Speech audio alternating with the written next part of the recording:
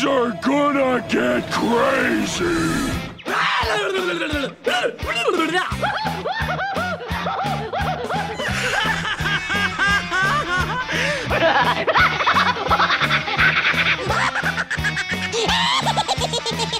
Most everyone's mad here.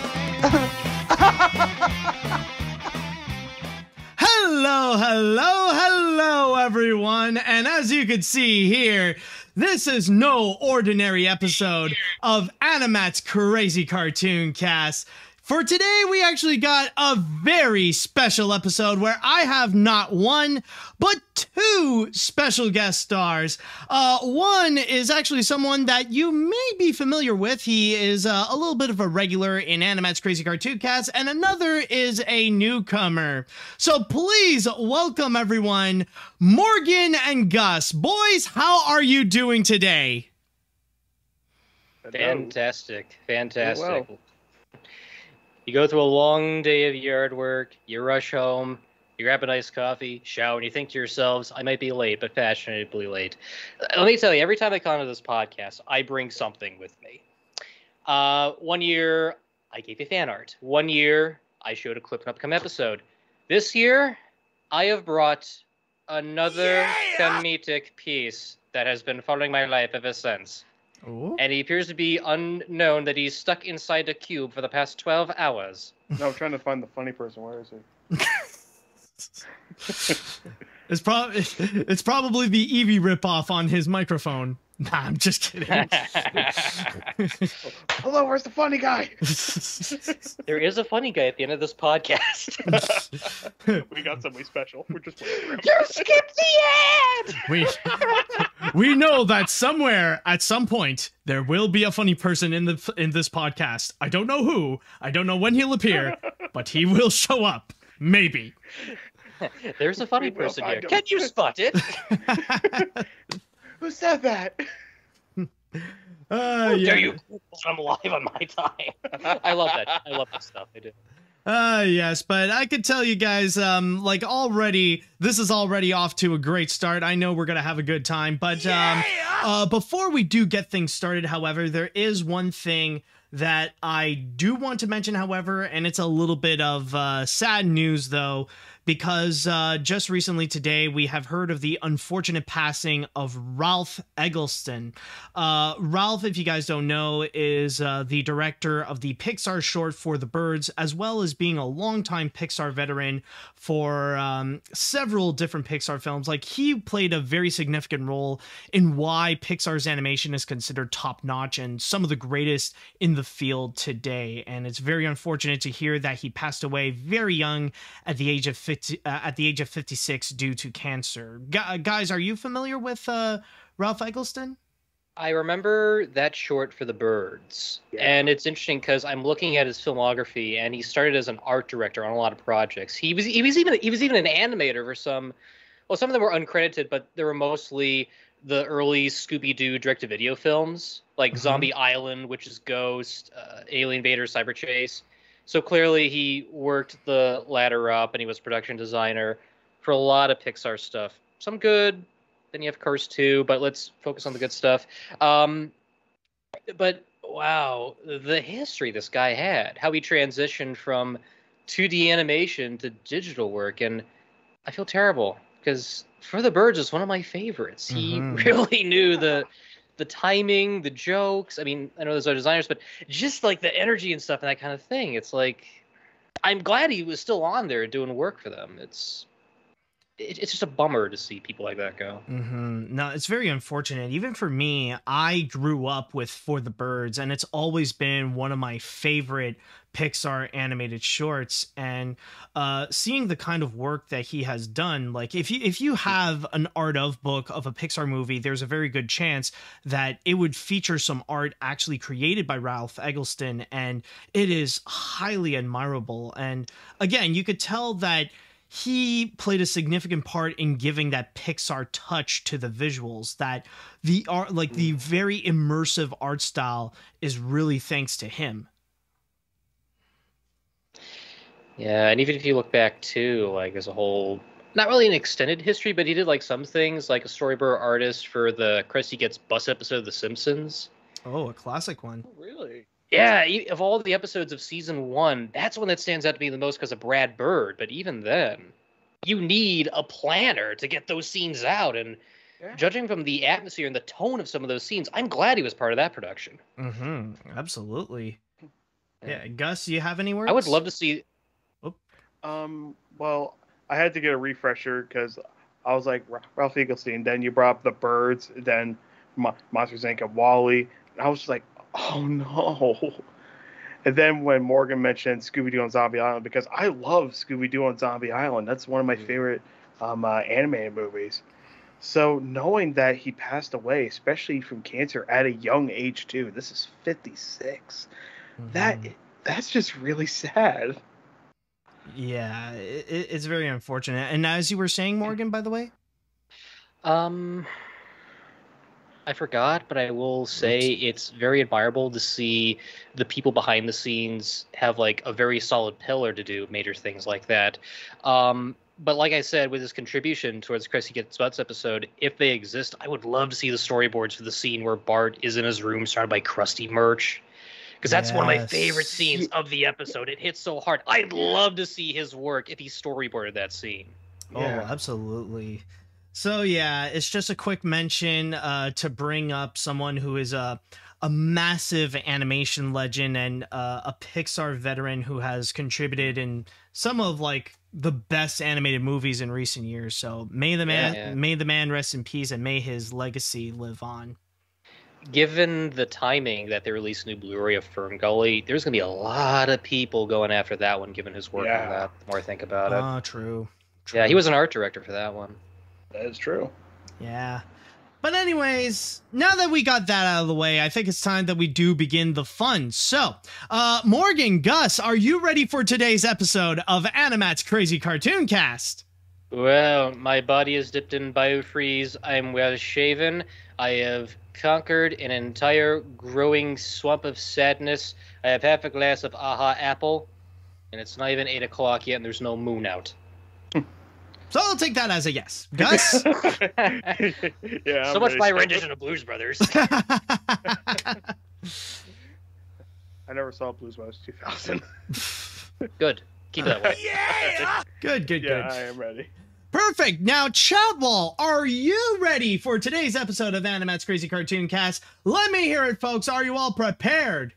Oh, okay. I see that people are already prepared a while ago. Okay. All right. I guess I'm the one who is pretty late on this. So, without further ado, I think it is now time to go and say that now let's go and get things started. And holy crap, I'm noticing there's more and more people that are subscribing to my Twitch. Oh my goodness. It's already popping up like one after another. Thank you all so much. It's like suddenly unexpected, but hey, it's off to a great start. So DD, the subscribers are reproducing. Good, I need more. Give me more. Give me your subs. All right. Give me your Bezo bucks. All right, but anyways, let's go and begin with our first story, and we might as well go and begin with something that I have been pretty much talking about week after week ever since all these controversies have began, and now we are pretty much in a chapter where things are getting pretty interesting, and it's starting to be concerningly clear about what their intentions are all about. And so far, it's only making things worse for this company. So without further ado, let's go ahead and begin once again with Warner Brothers Discovery. This time around, it is actually revealed that now Warner Brothers Discovery wants to further distance themselves from animation, specifically for the kind of animated content that they want to offer on their streaming platform, or in this case with HBO Max. Now, what happened here is that apparently 6 animated projects, most of which coming from Warner Brothers Animation, have been revealed that they will no longer be produced for HBO Max. However, and this is something that I want to highly clarify, that does not mean that these projects are immediately canceled. What has happened is that Right now, they're no longer going to be made for HBO Max. However, they will go and open up shop for another producer. If there's another streaming platform that is open to go and actually get these animated projects and put it on their streaming platform, they are perfectly open to do so. And these projects in particular include the highly anticipated Batman Caped Crusader, which is meant to be like the spiritual successor of Batman the Animated Series, where the filmmakers behind them include Bruce Timm, J.J. Abrams, and Matt Reeves. You also got the special Merry Little Batman. You have the movie The Day the Earth Blew Up, a Looney Tunes movie, which is supposed to be the Looney Tunes cartoons movie. And speaking of Looney Tunes, we got another Looney Tunes movie, Bye Bye Bunny, a Looney Tunes musical, in which it is going to be written by Ariel Dumas, the head writer of The Late Show with Stephen Colbert. Then we also got Did I Do That to the Holidays, a Steve Urkel story. And finally, we got The Amazing World of Gumball the movie, the only one not brought to us by Warner Brothers Discovery. Or, no, sorry, wrong one. I meant Warner Brothers Animation. However, there is a quick update to one of them in particular, and that is regarding Batman Caped Crusader. And already when they have heard that apparently this series is on sale, a whole bunch of them has immediately jumped in, where Netflix, Apple, and Hulu are now pretty much interested to go and probably purchase Batman Caped Crusader so that Batman can appear on their streaming platform. There's no official deal as of yet, but already the interest is incredibly high, where it's pretty much a guaranteed where Batman Caped Crusader is not canceled whatsoever. But the fact still remains that apparently all these major animated projects from Warner Brothers Animation will no longer be on HBO Max, nor will it be on Warner Brothers Discovery's future streaming service. So, Gus, Morgan, I would like to know your thoughts on this. How do you guys feel when you have first heard about this news in particular? Well, with the whole HBO Max situation, it's intriguing, but at the same time a bit frightening. Because we've been going through an entire time where, because the streaming app is there, we think the content will exist. But at the same time, given how things are, it's like a whole new different ballpark, given how they're managing it. Because before then, we just had TV networks and studios and syndication. Now it's like there's this whole other realm. And it's a case of how that is going to be managed. And in the case of original content, it's starting to slowly surface that just because it's created doesn't mean it's picked up for that one particular streaming platform. Even in the a couple of years ago, we had stuff like Animaniacs being revived on Hulu and things like that. So the good news is there are other streaming platforms for these programs to go out to. So it's not just completely ball and chain to one in particular. So that's fascinating, but at the same time, it's like, it does leave a little concern for what is the margin for these projects to be greenlit and off the ground. It's not like they're going to be completely dumped onto a streaming service. Because even back then, you'd make a pilot, it'd get picked up, and said TV network would pick it up. But this is the streaming era.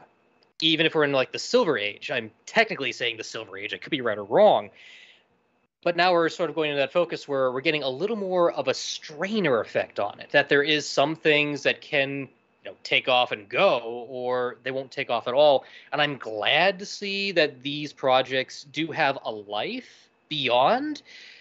I'm just a little concerned about if they're going to get picked up in the long run. I'm glad that people like Netflix, Hulu, and others are interested in these other projects. But the whole HBO Max scenario, the more concerning aspect is the legacy content, because there's been stuff like over 200 classic episodes of Sesame Street episodes and specials getting dropped. So it's like, it's not just original content producing, but even the legacy stuff too, because it's like, just because it's there doesn't mean it's going to be there forever, and that's the one major concern I honestly have. I'm glad these projects are getting a life of their own, but the lifespan is what's got me a tiny bit concerned. Mm-hmm. Exactly. Yeah, Gus, what do you think? It's well, to bounce off of what Morgan said. Like like what you said, Morgan, with classic Sesame Street, Hmm. because correct me if I'm wrong. There has been like no home video releases for Sesame Street, especially classic Sesame Street. Yes I'm and gonna tag on a no. little bit and say yes and no, not like Mhm. entire seasons, because Yeah. that'd be maddening. Like Oh, select yeah. episodes and specials, yes, but a whole thing, no. They're either archived, available at a Play Media Center, but that's it. Yeah, but like say like if it is archived, like some people may have these like as like VHS rips or something, but to see them in like in a decent quality, especially on HBO Max, only for them to just be gone like that is it's so weird if that's like the right term of it. And Yeah. so when they're trying to get these new stuff on HBO Max, I don't know. I don't know, because especially with what's going on now with the streaming service, Yeah, and this it's is not not looking good. no, and this is not the first time it's happened either. Like the best example I can think of is back in 1984 when Paramount. Well, actually, it's not the first time. Paramount had some new executives come in because they weren't doing so well in 1983. They had like a whole string of disappointments, and so they had some new guys come in and say, "Okay, we're going to change this, change that." So it's nothing entirely new, but the magnitude in today's world is so different that it's not going to be a dust ball under the rug. No, it's going to get exposed Yeah. because there's so many digital platforms and outlets you could expand things to. And these projects in general, there's some that I am curious to see. I'm glad that Batman Cape Crusader is going to see a whole other possibility because there's a lot of good names attached to it. And clearly, that's the one that's going to get the most attention because it has someone from the animated series, Bruce Timm, a higher name like J.J. Abrams, and I think I caught one of the character designs for Batman, and that looks intriguing. It looks like they're going back to like the older 30s, 40s. Yeah, they're kind of style. like redoing the Bob. they're the Bob redoing Kane. the origins of Batman, where like you first discover like how he got the Batmobile and the Batcave and stuff, and not to mention there's also Matt Reeves who's also attached, and he's like fresh out of the 2022 The Batman. I've been very pleased with what he's doing with Batman and Planet of the Apes. Especially. So the other thing too is these other projects. Whoa! What happened? Oh, hold on. Oh, okay, we're back. We're back. Don't worry. It's fine. It's fine. Everything's fine. Continue, Morgan. Okay. Okay, fine. Who turned on the supernova? Anyway, where was I? Oh yeah. The other projects are a little intriguing. The Urkel one is that a special or a series? I believe that's a special. Like the holiday stuff, like Merry Little Batman and Did I Do That? I think those are specifically specials. Yes. Those definitely vary on nostalgia. The Merry Little Batman, are there any details of that, or is that just still on the surface? Just because I'm a little intrigued by that one. Is he going against a Santa version of the Joker or something? They say just to read you from my source on TV Line, it states. In this animated family action comedy, when a 6-year-old Damian Wayne finds himself alone in Wayne Manor, he must transform into Little Batman in order to defend his home and Gotham City from the crooks and supervillains intent on destroying Christmas. Mike Roth executive produced and directs from a screenplay of Morgan Evans. So from the sound of it is that they're probably doing a Home Alone version of Batman? That's exactly what I was thinking of. Gus, we found the sequel to Blank Man. Oh my god! Like, oh, I can't wait for the Home Alone 2 version of the Brick Sea where David just throws one of the batarangs at one of the crooks. Goes right in his head. Suck bat bomb, kid. Oh, brother, and this goes to the other thing too. It really varies on the project and the details, because it's one thing to have names attached to it. It's one thing to have a title. Is it something that's worth checking out? That's the bigger thing. And while these do seem like intriguing ideas, this will go into another conversation I'll say for later. It really depends on relevancy. Is this something that people are interested in, seeking, demanding? If all these projects where somewhat like put onto the project board for just like some X amount of time, and they're given this amount of development, it just makes me wonder if anyone else is invested in those kinds of things. The Gumball movie, I am intrigued by that one, given it's done independently by another studio. It's a British America. Well, technically, it is part. It's kind of like it's still a part of the Warner Brothers family. It's from Hanna-Barbera Europe. Yeah. So I mean, it's like it's not directly in the Warner Brothers lot, but it's still like attached to it in a way. Exactly. So if these do get like a whole other life outside of this whole thing, I would be intrigued to see where they go, but it really depends on the execution, because right now these are paper thin ideas that just make me go, it could work, but you gotta have the right people attached to it. That's the main thing. But at the same time, given that the whole shakeup with HBO Max, this is the only news I can say, well, at least there's good news, but I'm concerned about the quality of the content that's going to come out of this. Yeah. Now, if I could just take a moment to put my piece, one thing that I feel like is extremely concerning and so weird is that I think from all this, it really shows that apparently the new management of Warner Brothers Discovery, like, they seem to have this massive disdain for animation in general, especially with the way that they're pretty much distant, like the whole company is distancing themselves from animation, at least in terms of the services of what they're offering in their streaming platform, especially when it comes to Batman Caped Crusader. Like, that feels like a guaranteed win. Like, we've talked about like how it seems very promising, especially with the people attached to it, and the fact that they decided to just completely separated and they decided, nah, we don't want that in our streaming platform.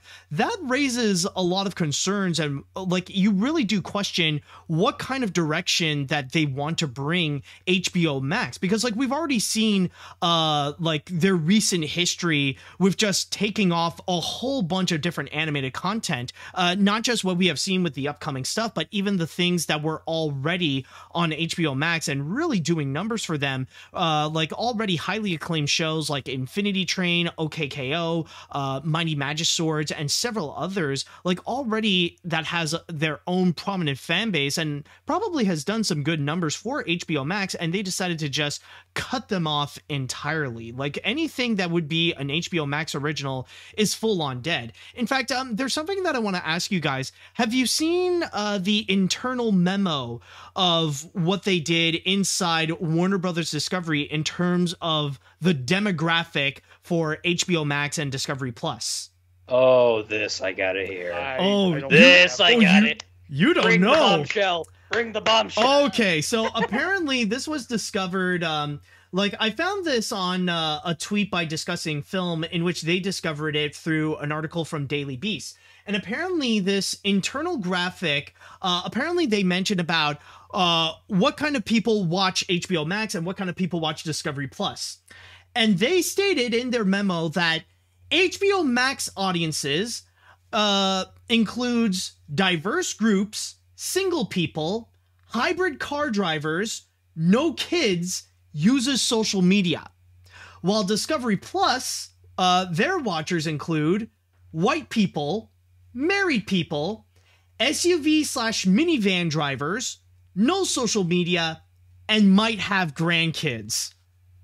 And this is is no joke. That is literally how they described HBO Max watchers and Discovery Plus watchers. And you got to keep in mind, again, like, the new leader of Warner Brothers Discovery, the CEO, David Zaslav, beforehand, he was like the big head of Discovery. So it's hard to not look at this and think this is just David Zaslav and his board group of like old crusty white men pretty much doing the whole Virgin versus Chad comparison. My God, this is the equivalency of switching from Nature's Own Hawaiian Sweetbread to Wonder Bread. Oh, absolutely. Oh, that hurts. Like, exactly, like, they're literally saying that, oh, we don't want to cater to HBO Max viewers. HBO Max viewers are maidenless, while the Chad Discovery Plus viewers, we're married, we might have grandkids, we are white. This is coming from someone who owns a network that shows a TV show about 90-day fiance situations. Not to from mention people that throughout the world. not to mention like that seems to be like a whole universe now. Like now there's like a whole franchise of nothing but 90 Day Fiance and and apparently that seems to, and like when you see this on a serious note, it really does show that they're like heading towards a direction that they want more of that Discovery Plus audience. They even stated that they want to cater more to middle America. They want to cater more to those people living rurally, those white old married people. Like they legitimately want that Discovery Plus audience that they have described. My God, you know what? If you're gonna do that, produce family content. Oh my God. Listen, you can get this. We need to please the Discovery Plus viewers. Come on, it's the white privilege, and you can get it for $4.99 a month. So instead of letting the babysitter live, they decided to execute the babysitter and replace it with grandpa.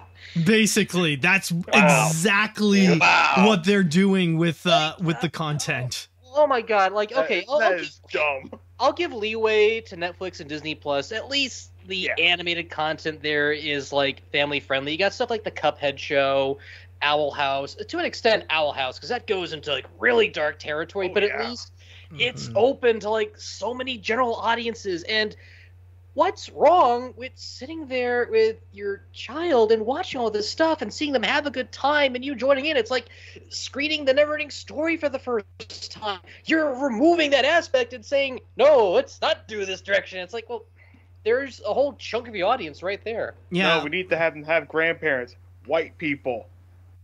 Well, I mean, you got privilege. Yeah. Well, I mean, you got to keep in mind that all this is nothing more but a desperate attempt to try to take down the debt. As you probably know, Warner Brothers is in critical debt for like decades. Like right now, I think they're above $50 billion in debt, and like all these things that they have been doing, like it feels like it's been doing more harm than good, because right now it's been a serious PR nightmare for them. Last week it was announced that their market cap has been going down by $20 billion.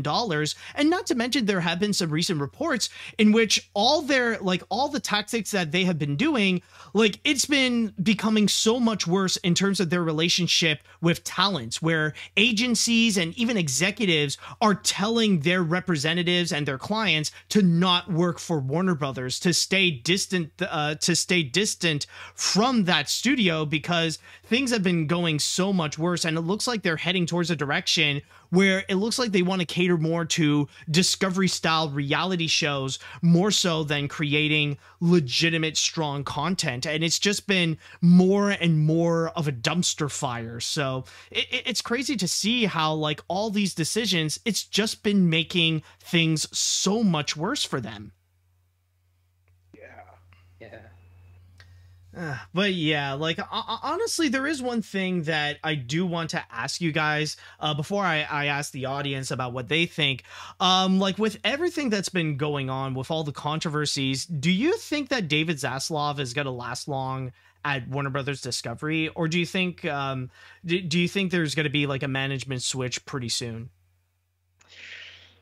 Oh, brother, that is a tough one to ask, because how long has he been at Warner Brothers for? It's been a few months, I think since March.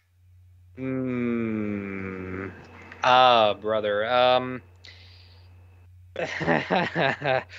I wish I could give an honest answer, but I don't know how things like that work. Like, if he really screws up and Warner Brothers is in the hole, they're going to search for a scapegoat. That is all I'm going to leave it at. Like, if these directions go in a direction where it's just going to make things worse, they're either going to keep him on and he's going to try and find a situation out of it, or not at all. Or if anything else, they're going to get him sacked. Like, I'm trying to think of a time when something like this happened, when they had, like, a new CEO or a head, and how short they lasted, made some dumb decision.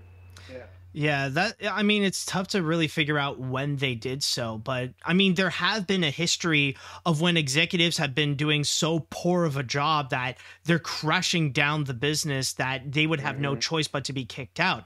Michael Eisner, for example, yeah, the first half of his career at Disney, like he did beautifully, but then the second half, he nearly destroyed it to the point where the board pretty much kicked him out. And Bob Iger's job, at least during the beginning of his time as CEO, was to pretty much fix up all the errors that Michael Eisner has caused. So I wouldn't be surprised if there would inevitably be a situation where Warner Brothers would have to find their Bob Iger, whose primary job is to fix up all the mistakes that David Zaslav has made. And I do add a theory to that you just brought up there, because at least Michael Eisner had two other people to bounce off of. There was Frank Wells and Katzenberg, and say what you will about Katzenberg.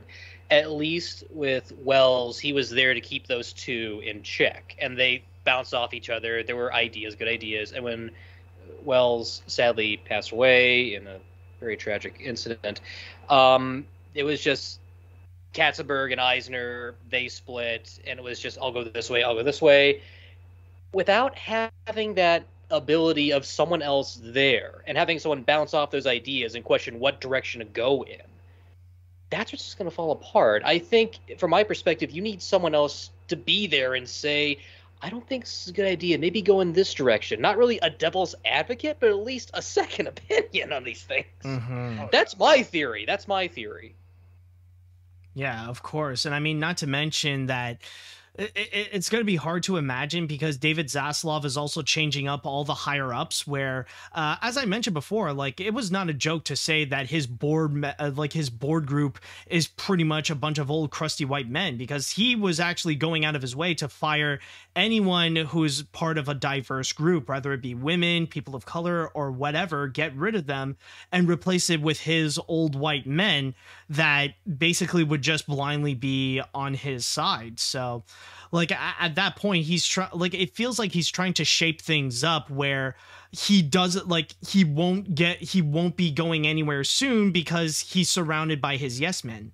Yeah, I can't say this is the first or the last time I've heard something like this. When you have someone you know that has their foot in the door, someone you're connected with, they have them that close to them, it's going to be hard to really weed them out.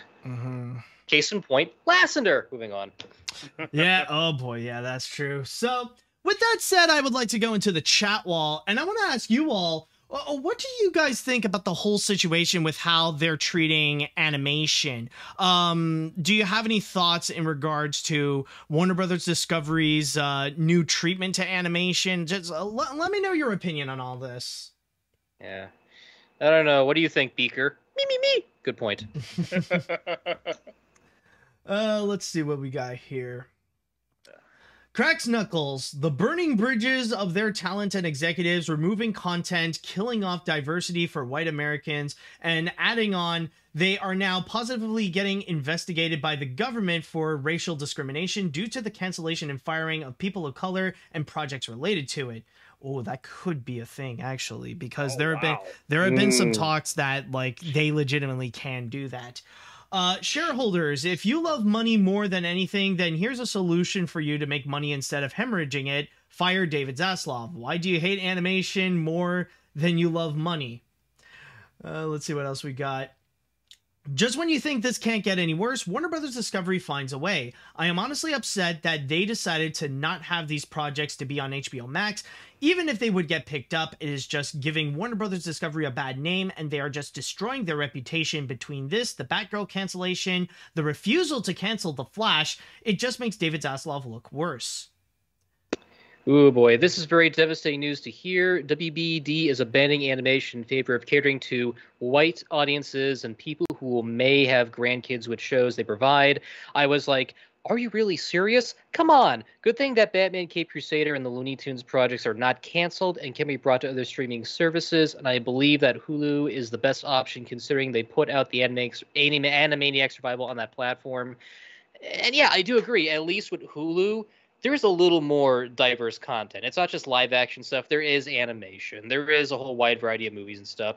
Is it connected to other things like Showtime and Stars? Yeah, and there's premiums, but at least there is enough material there to go through and say there is something here. Let's see. It's actually sad when a CEO makes Bob Chapek look like Willy Wonka in comparison.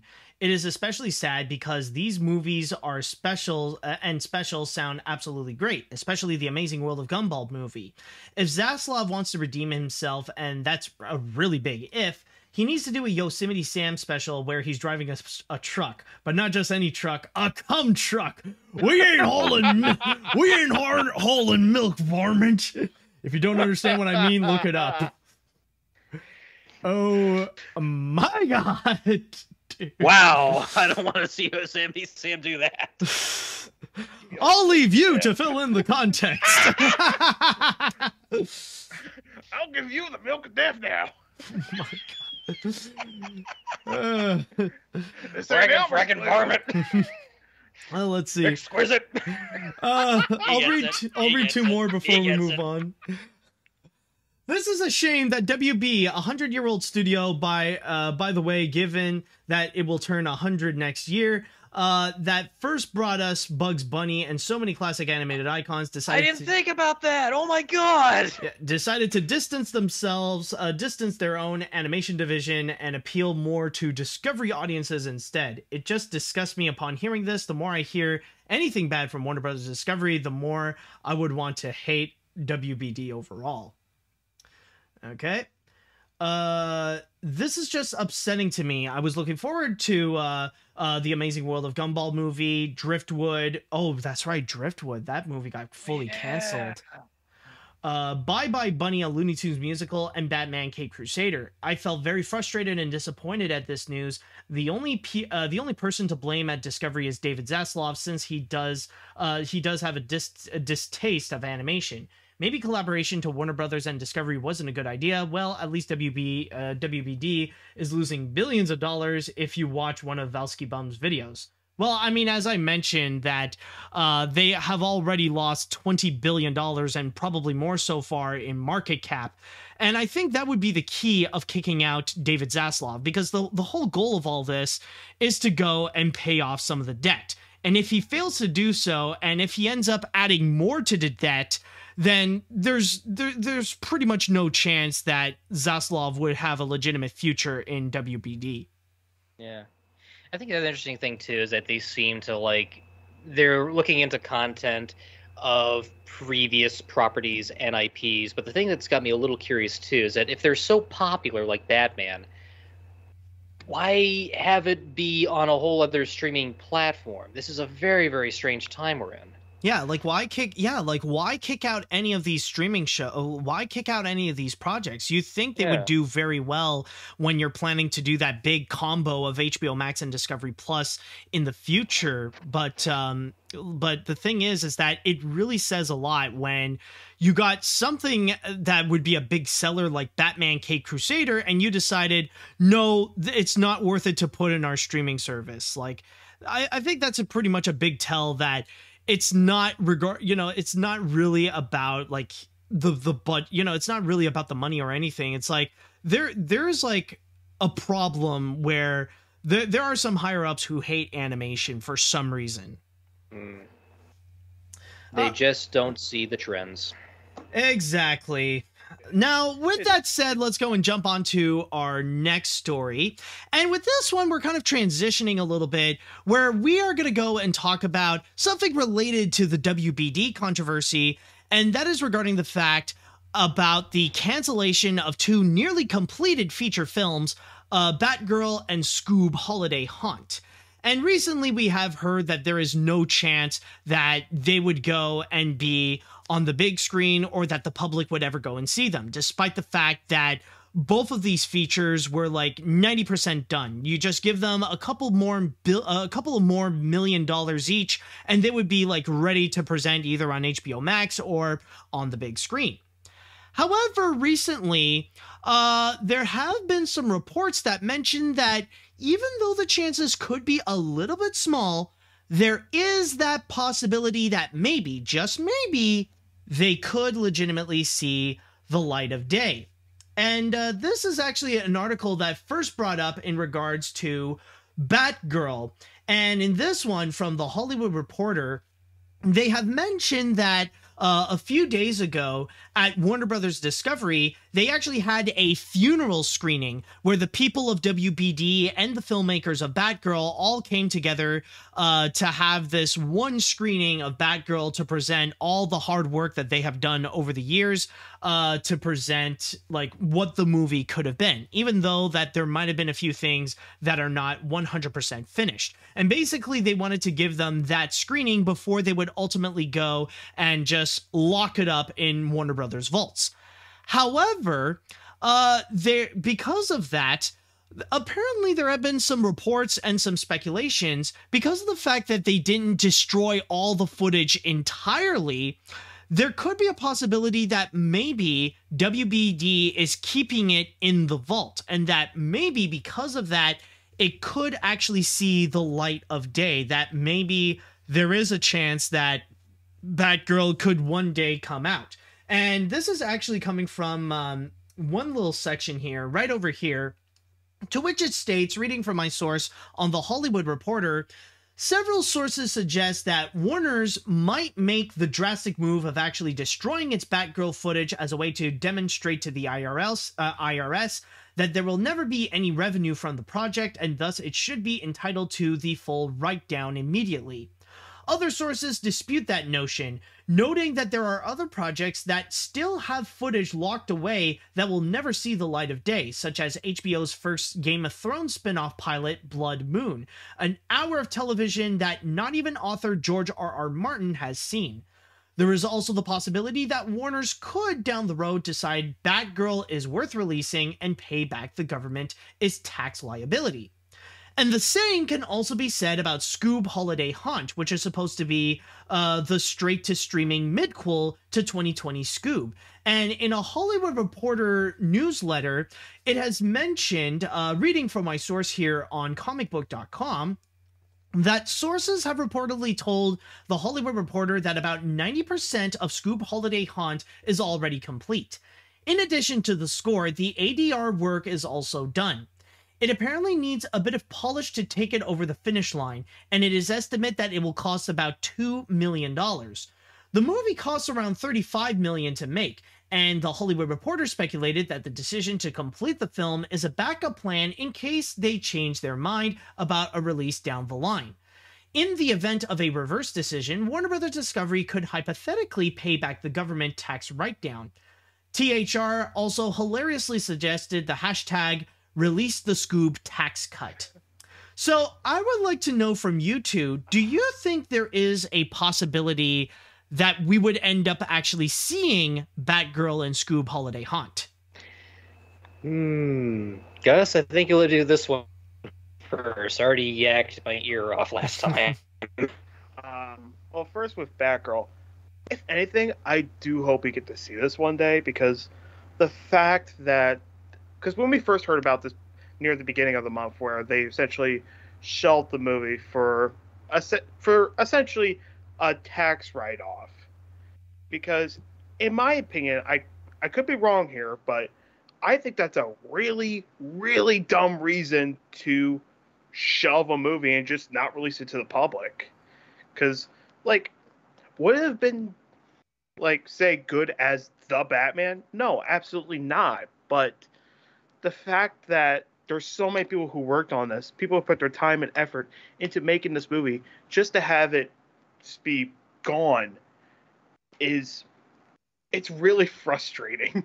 Pretty much, it's really frustrating to see all that work, and essentially the funeral screening, like you said, Matt.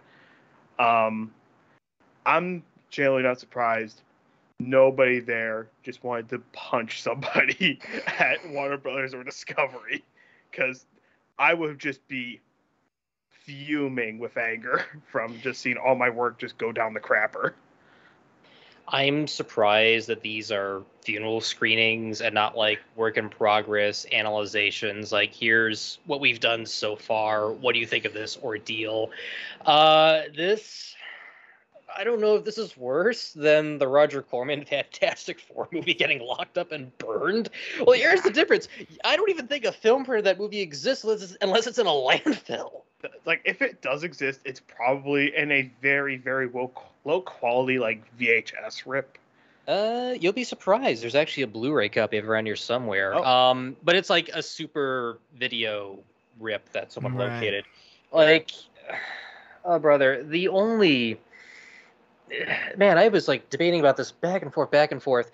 You have a $90 million movie, The Batgirl, and from what I've been reading up on inside sources who've seen it, they've described it as a very expensive CW TV pilot.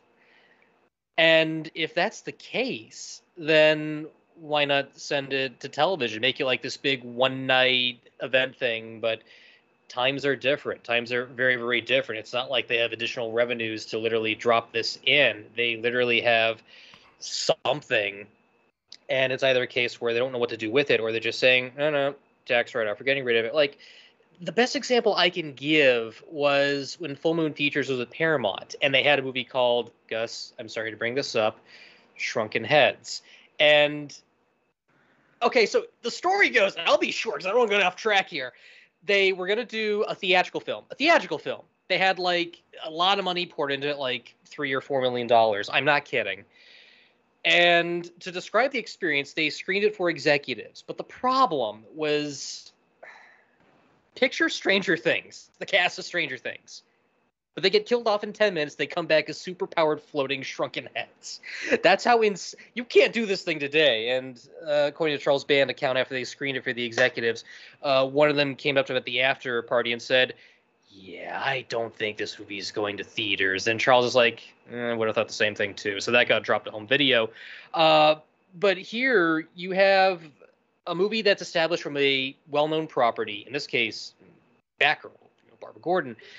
And the funny thing is, it's supposed to be linked to The Flash, which makes it even more offensive because supposedly it's linked to all of the damages that happened from the plot of the Flash movie. And that's supposed to be like a time travel movie. He goes back in time and tries to save his dead mother, which is weird, and then makes all these ramifications, which links into this one. So, Flashpoint. Yeah, like the whole point of the Flashpoint in this case is that it's supposed to be a major reset for the DC cinematic universe. Give them an excuse to just scrap everything they've planned out so far with the DCEU and just completely start from fresh, where there will be some actors who will stay, like Jason Momoa and Gal Gadot, but get like probably a new Batman, a new Superman, and like most likely a new Flash as well. Yeah, it's an insane. Please give me Grant Gustin as the cinematic Flash. But yeah, I'm just completely stunned. I understand it from the studio point of view because they have this $150 million tentpole. They want to see it succeed. There's so much bad luck going behind it, even in front of it. But they're like, no, this will work. I swear it will work. So you're saying it's getting bigger test scores than the Dark Knight Rises trilogy? I haven't heard that since Shazam. Really? Yeah, it is. Get the tape. We want this thing to get fixed. So you have that going on. I understand that's supposed to be the big thing, but oh my goodness, I just feel so terrible for the people that made this little fun superhero movie, and regardless of it being good or bad, they made it. $90 million is not a glass of water to drink down. Like last night, me and Gus saw The Black Phone. That was an $18 million movie, and that looked like it was like 50 or 60 million, judging from the production work. Like, you don't take that amount of money and just set it on fire. And in an additional Scoop Holiday Haunt, are they really shelving that one? Yeah, it's pretty much in the same fate as as Batgirl. It's just the filmmakers, like, after they heard it was canceled, they decided to say, screw it, we're still doing a lot of the stuff anyways. Like, they still went on to do the score, they still went on to do the ADR, despite the fact that, like, they knew it was canceled, but they already spent the money on the musicians and like the people to work on that, so they just did it anyways. I still keep hearing a lot of news about that one. I thought someone on Twitter said it's going to be released, and I'm hearing like it's not going to be released. No, it's not going to be. What's the real story? No. It's not going to be released. Like, it's complete. Right. Like, technically, it's almost completed, but it's not. Like, right now, it's in the same position as Batgirl.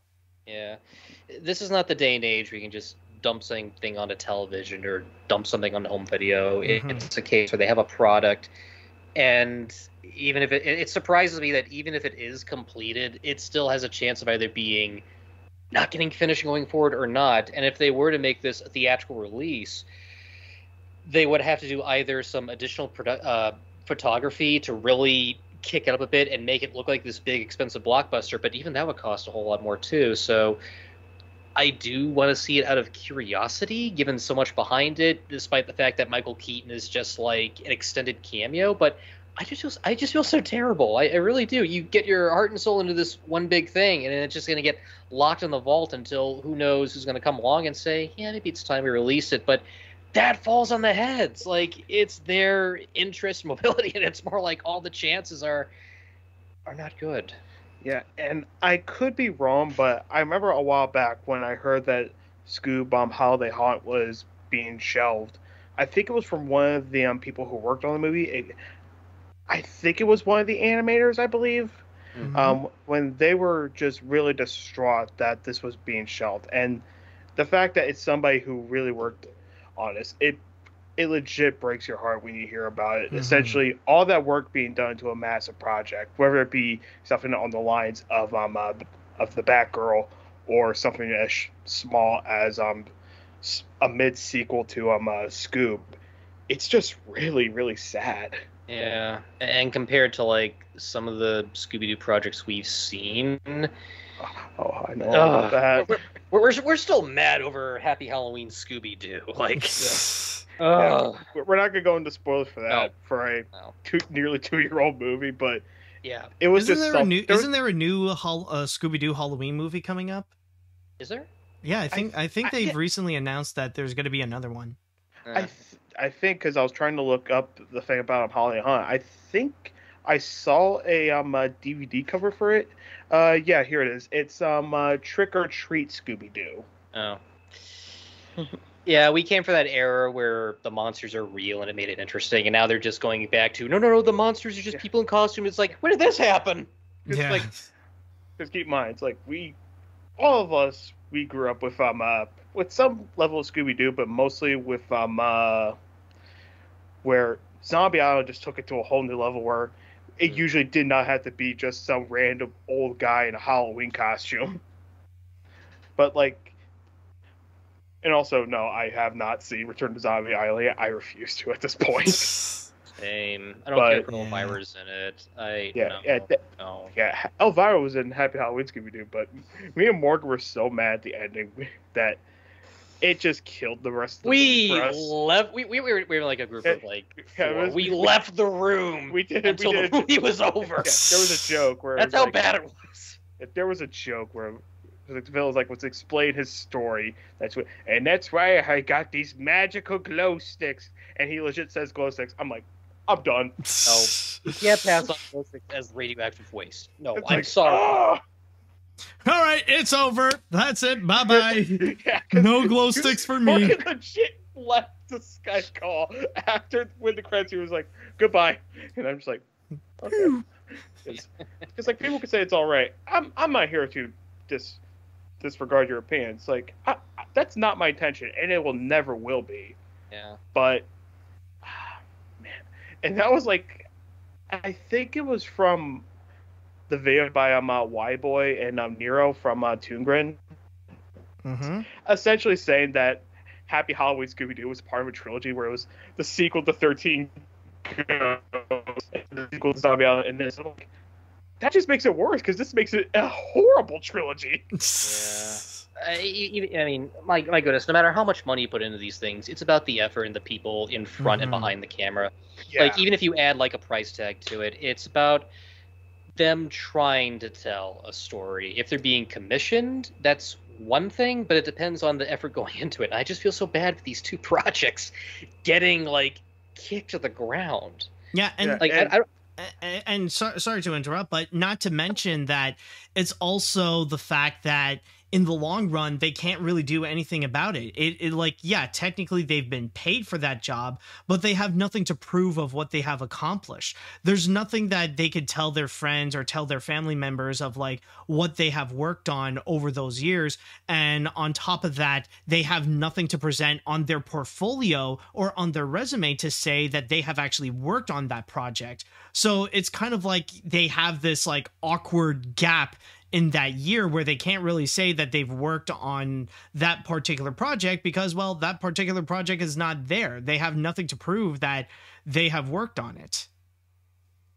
Yeah, because like if you're working on a project and it's like nearly done, like let's say in the case of Holiday Hunt, it's 90% done. But if you're still working on it, you just throw him to the curb. It's like you wouldn't throw your mechanic to the curb when he's in the process of fixing your car. Yeah. And I think I remember hearing, I don't know if this was talked about a couple weeks ago, but from what I can't remember. It's like one of the directors tried to get access to some of the original dailies, but when they went to the original digital store space, they couldn't get access to it because it was gone. Like, yeah, oh that was for Batgirl, I think. I think Yeah. one of the directors of Batgirl, that happened to them. Yeah, I think I saw that on Twitter. One of the directors talking about it. Yeah.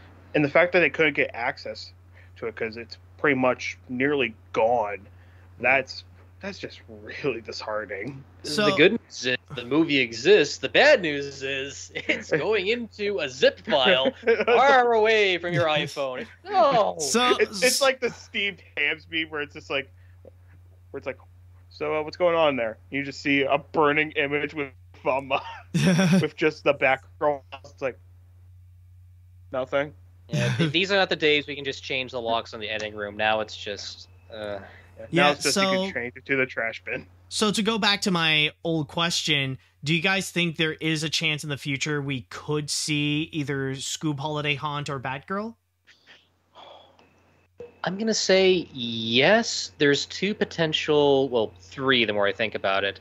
One is the Fantastic Four route. Someone somehow leaks a copy out of the studio, it's bootlegged, and gets circulated.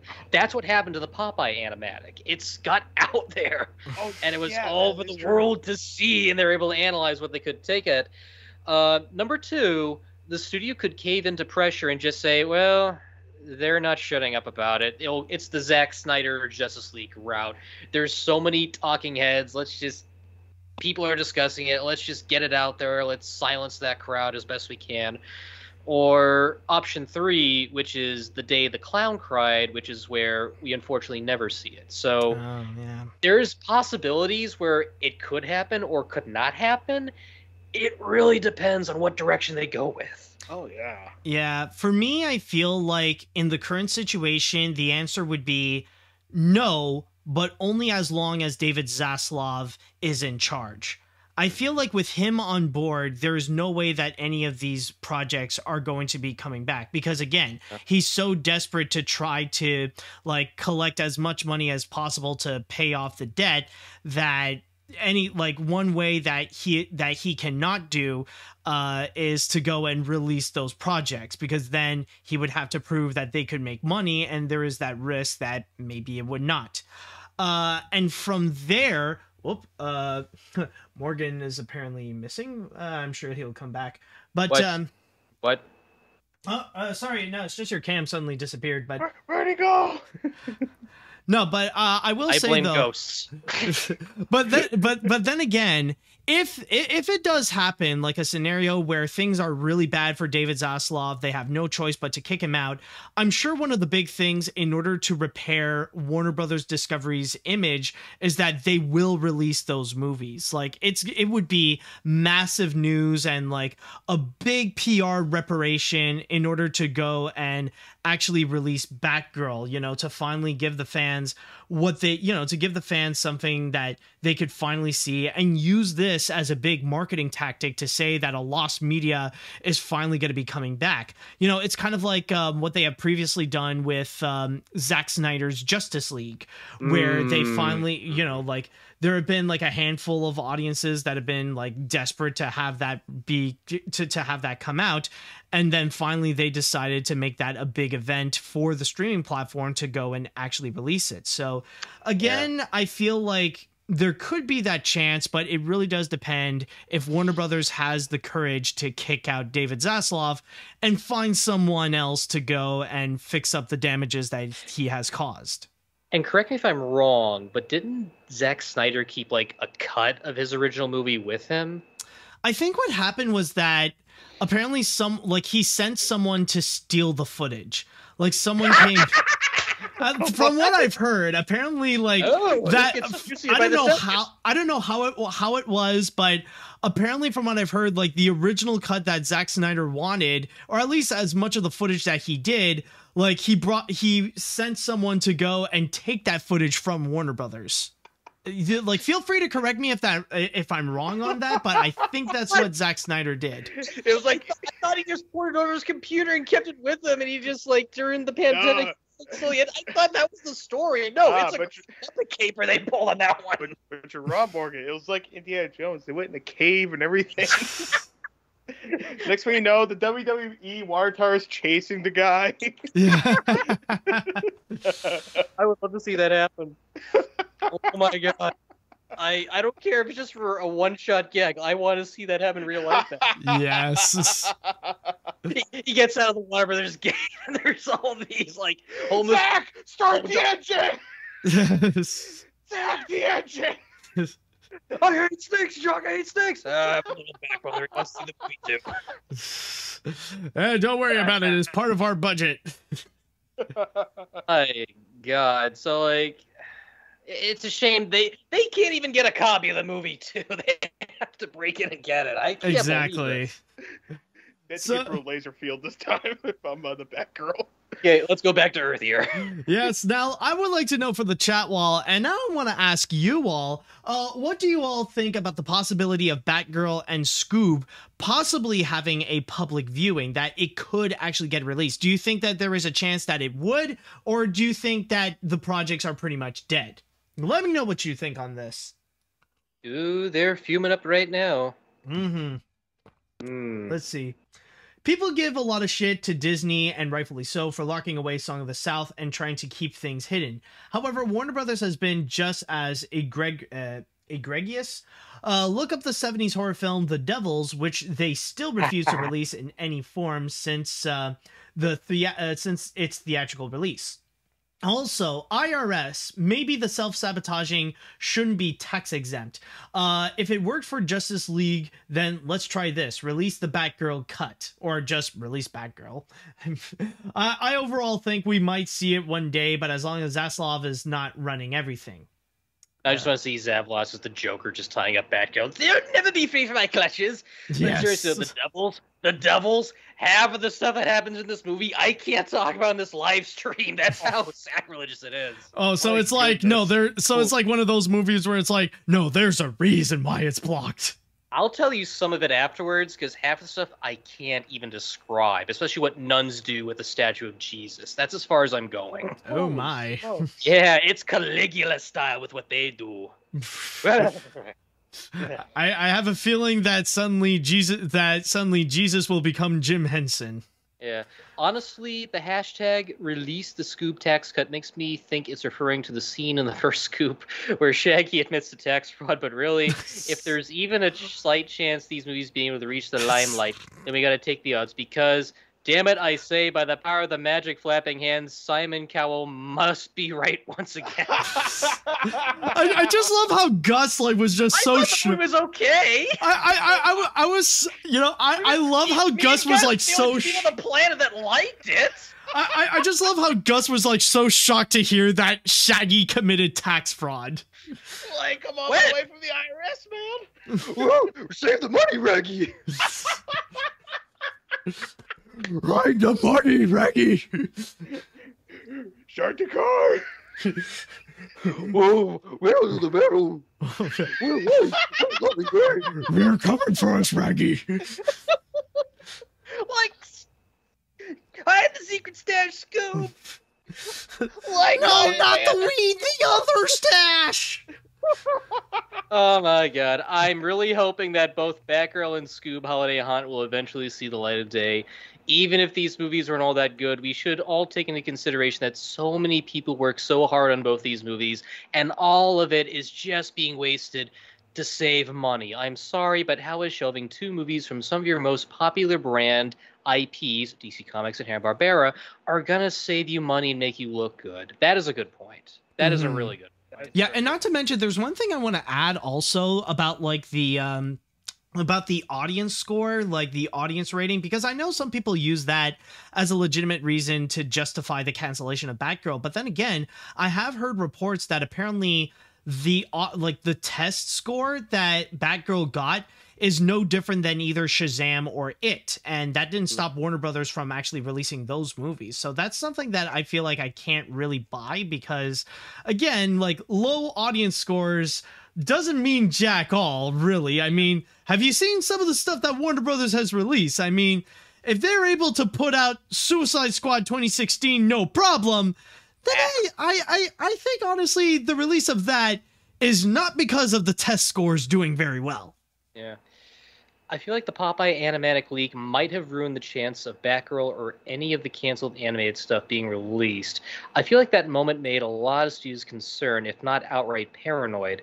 I know I would if I were part of a major studio. With Warner Brothers Discovery being in a dire financial situation, I can imagine they'd rather destroy lost media for a tax write-off than hide it and hope nobody tried to leak it. Leaking it would cause a lot of financial issues, so executives want it destroyed. Mm-hmm. Ooh. Ooh. Yeah, that is true. That's true. Yeah, that could be one thing that could actually, like, it is true when you think about it. Like, as much as it would be cool to happen, it would be catastrophic for Warner Brothers if someone manages to hack into WB's system and actually release Batgirl, because then once it's online, there's no way it could be killed. Like, even Popeye right now, it was only on for like a few days on YouTube and stuff. Yeah. And even if Sony Pictures like managed to kill it off, like, it's still around. Like, I'll even confess, I still have it in my computer. It is secretly locked away in a submarine vault I have somewhere located in the Caspian Sea, but sadly it's sunk. This is not the first time. That's not the top, man. This is not the first time that's happened. I think like a couple years back, there was that leak with the Thomas and the Magic Railroad work print that had the original cut and footage. Like, that was major, and that really hurt my episode in a big way. Yeah, oh, right. I remember that happening. Yeah, all I did was just share it to Britt Allcroft, and she was like, please take your video down. I told you I didn't have any of the footage in there. Yeah. All you did was... So, was the footage in there, or did you just mention it? No, I mentioned it, and someone else had, like, a little bit of footage in there, but it was leaked, like, years ago. Years ago. Oh, brother, let me tell you, that was, like... Yeah, I remember, we talked about that. That was like a messy situation. Oh, yeah. Because Morgan talked about it with me when we met to watch Scoob. And this was back in 2020 when this whole situation happened. And because I was like, oh crap, Morgan's having a bad day. Then I find out the Thomas the Tank Engine video is down. And I'm like, oh my God. Because now... it's just a lot of stuff that's going to happen. And it's probably not going to be well, especially with this. If the chance Batgirl and Holiday Hunt gets out to the public like that, that's going to be a messy situation. They can't get that tax write-off. Yeah, unless there's a turnaround, they say, okay, fine, we're going to release them. It's really the higher-ups that have the final say, unfortunately. Mm-hmm. Yeah, because if somebody... did leak it out on the internet. Somebody at WB secretly put it out there on the internet. Like, yay, people get to see it, but the problem is that's affecting everybody at WBD. Yeah. Yeah, I'll read one more comment before we move on to our next story. As much as I would love to see these projects be released, I don't think it would happen. With Scoob, I can imagine it would be similar to the Popeye movie and get leaked on the internet, which we just talked about. And with Batgirl, I hope we would see it one day, especially since the cast and crew worked hard on it to see their work go to waste. And the fact that they canceled Batgirl and refused to cancel The Flash because of Ezra Miller is just insulting. Seriously, these people deserve better. Oh, yeah. Yeah. Like, here's how I view it. The Flash movie, I don't have interest in because, one, I don't know the character that well. And two, the plot is something that doesn't really connect to me that much. It's a time travel story. And as much as I love time travel stories, I've seen too many of them. They can be good, they can be bad. It depends on how it's all executed. Hell, I'll go as far as to say that I was not a fan of Avengers Endgame because the timeline thing did not make sense to me at all. But for Batgirl, you have a character that has been established prior in DC lore. And I don't know if it's going to do like a whole new different variation of the character. There are some interesting things behind it, like Brendan Fraser as the bad guy. So that's something that I'm going to lean a little more towards because at least there's open opportunities. Regardless of being good or bad, that's going to catch my interest more than this big tentpole film based off of a storyline of a concept that I'm all too familiar with.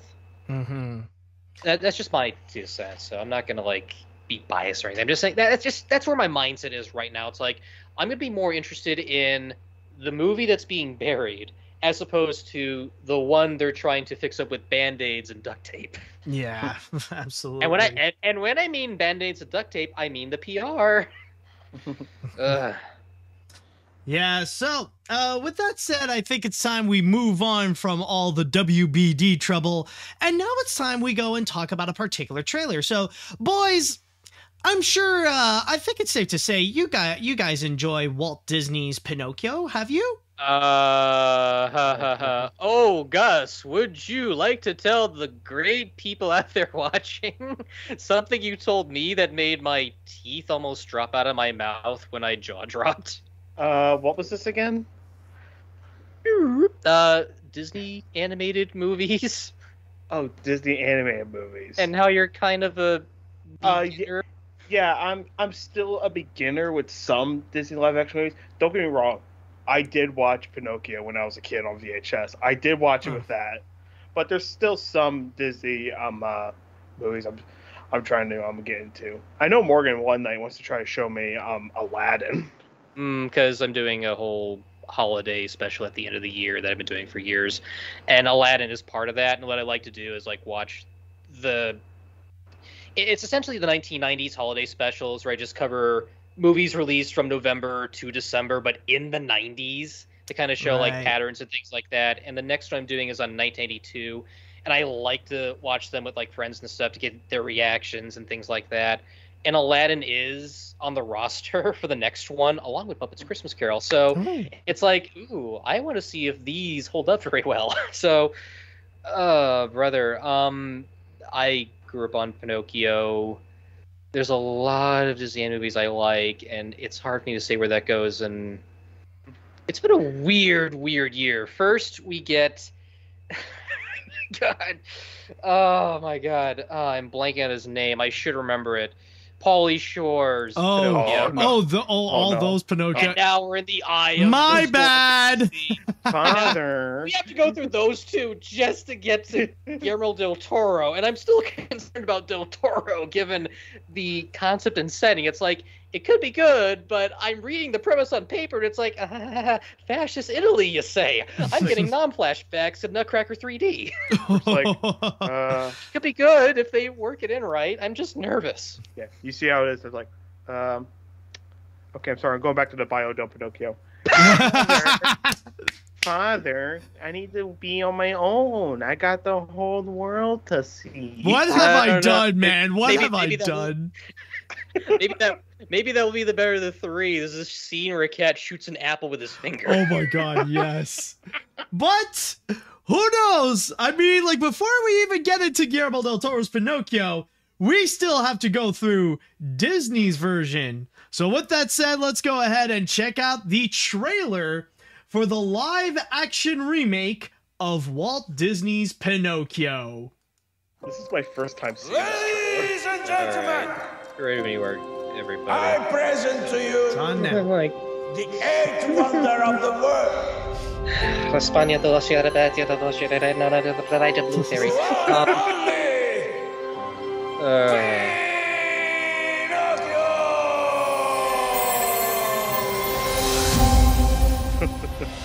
King Kong? Hello, Pops. Jumping jeepers. An almost real boy. Maybe it's just me, but Stromboli looks Turn like around, that let me guy get a look from at you. Moulin Rouge, the Baron. I will be right here when you get back. Why did they get the Pinocchio fish is running bedroom around eyes? loose without a conscience? Can you imagine the trouble he's gonna get into? Wouldn't want that on my conscience. Everybody who's anybody wants to be a somebody. But I want to be real. Why on earth would you want to be real when you can be famous? Like,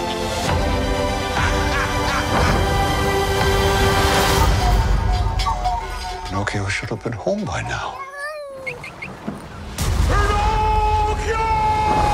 Like a bolt out of the blue, big step He won't be a puppet anymore. sees you That's for sure. when you wish upon a star. Pinocchio, A dream be brave. Truthful. Non-selfish.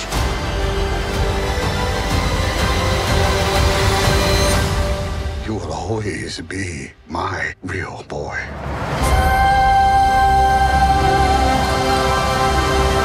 A lie can really change a person, Pinocchio. Oh, what's happening, Jiminy? Looks like some sort of fairy magic. Kinda on the nose, if you ask me.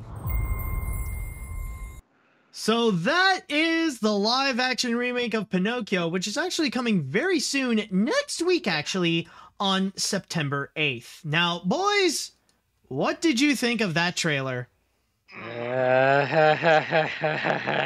they really photoshopped Pinocchio's eyes onto him, didn't they? Oh, Robert Zemeckis. Oh. Yeah. You know, one thing I gotta say, I don't know if I'm the only one who loved this, but my favorite part in the trailer is the scene where, like, Geppetto flips his lid when he first sees Pinocchio coming to life. Like, Yep.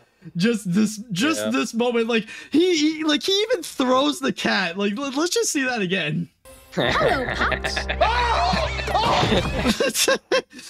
Yeah, that's a legit reaction. He just freaks out like, oh my god, he's gonna kill me! The power of Christ compels you!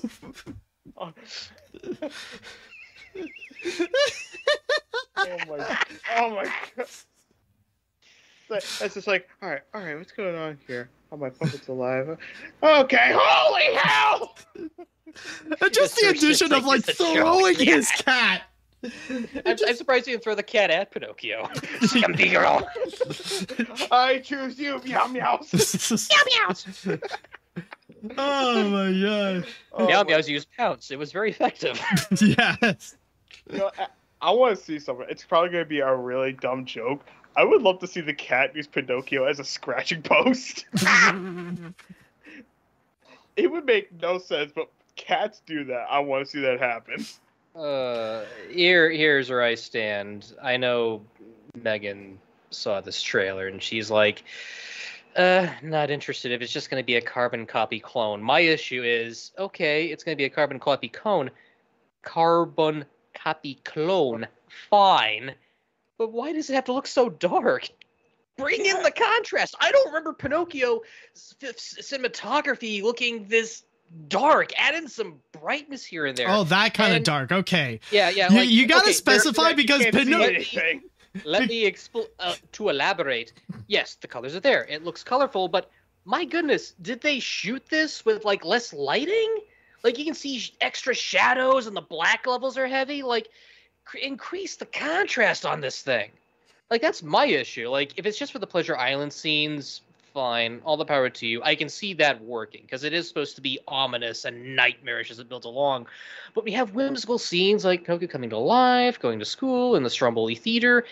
It is supposed to be like this fairy tale, bright, colorful kind of thing. So eye candy wise, I'm looking past the digital effects and going, why does this look like they forgot to increase the contrast and brightness on some of these scenes? It doesn't help. But okay, looking at that, that's just a nitpick. I don't know what to think. Like, they're sending this to Disney Plus. I hope they didn't spend 150 million on this one. No, I don't think so. No, they I hope they didn't. Yeah. No, they're using it as a tax write-off. Yeah. Gus. This has made me nostalgic for Geppetto with Drew Carey. Yeah. I was just gonna say, yeah, the one where he legit asks for the blue fairy, just goes, "Listen, I made a mistake. You know you're talking about your kid, right?" Hey, you think they'll do that? No, they're probably not going to do it. They're probably I want going to see Tom Hanks legit call his son a mistake in this movie. Blue fairy, there's something wrong with this child. I think there's an accident. He's not thinking very well. Yeah. He's not supposed to be a little boy. He's lying. He is a child's plaything. Oh, you're a sad stage of the man. Very well. Like, I when I first heard about this, I'm like, okay, there's promise. Robert Zemeckis, he can't do any wrong. Oh yeah, the witches. I'm getting worried. Very, very worried. Like, I would love to see him like do his own variation, but it seems like they're more intended in recreating the animated feature instead of letting it be its own thing, and that's what really troubles me. It's been doing that for quite some time. The only one I can think of that almost escaped my grasp is Mulan, but even that one didn't work for even more different reasons. Yeah, and one thing that I just want to get out of the way right now, there's one positive thing that I would say, and I don't know if everyone would agree with me, but I actually really like what they've done with Pinocchio here. I think they actually did a pretty solid job to bring like this live action Pinocchio that stays true to how he is in the animated film and like bringing him to life in CG. I think that actually does work out. The performance is actually pretty solid. Yeah. How he the CG actually does work out. That I actually do like. Everything else in the visuals looks like crap. It feels like it's trying too hard to be so highly detailed and to be so cluttered to fill the screen with everything, where it just feels like there's no order to it. Like even all the other characters don't really look that pleasant. Like, I never liked how Jiminy Cricket looked. Like, I don't know. Like, I understand some people argue that Jiminy Cricket's supposed to stay true to his design in the original film, but again, like, the fact that they're trying to make him look like a legitimate cricket, I don't know. I just look at this and I feel like it just tries to, like, I feel like he looks mechanized. He looks like an animatronic. He looks like Robo Jiminy. Like, this is something I'd see in Epic Mickey, not in a live action remake. And not to mention, like, even some of the others look weird where they try too hard to be realistic, like Honest John, for example. Like, I don't know. I just feel like it's weird where they decided to go with, like, it feels like they're showing him as an Egyptian god, where it's like, it's a person, but at the same time has, like, an actual animal head. Like, maybe it's just me, Gus, but the shot of, like, his hands coming out, doesn't that kind of remind you of Bonesaw from Spider-Man? Oh, yes! Hey, Pinocchio, it's daytime. Why? 3 minutes of daytime. Why on earth do you want to be real when you can be famous, brother?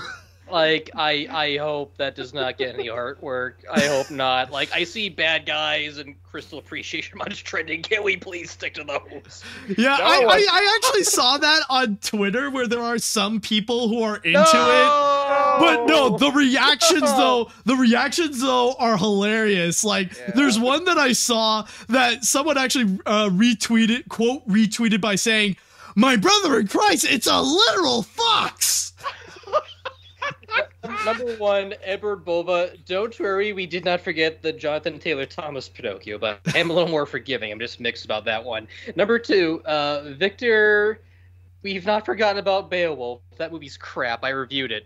Number three, like, have we learned nothing from Detective Pikachu and Sonic when you have a digital realistic looking animal, it's not gonna look pleasant.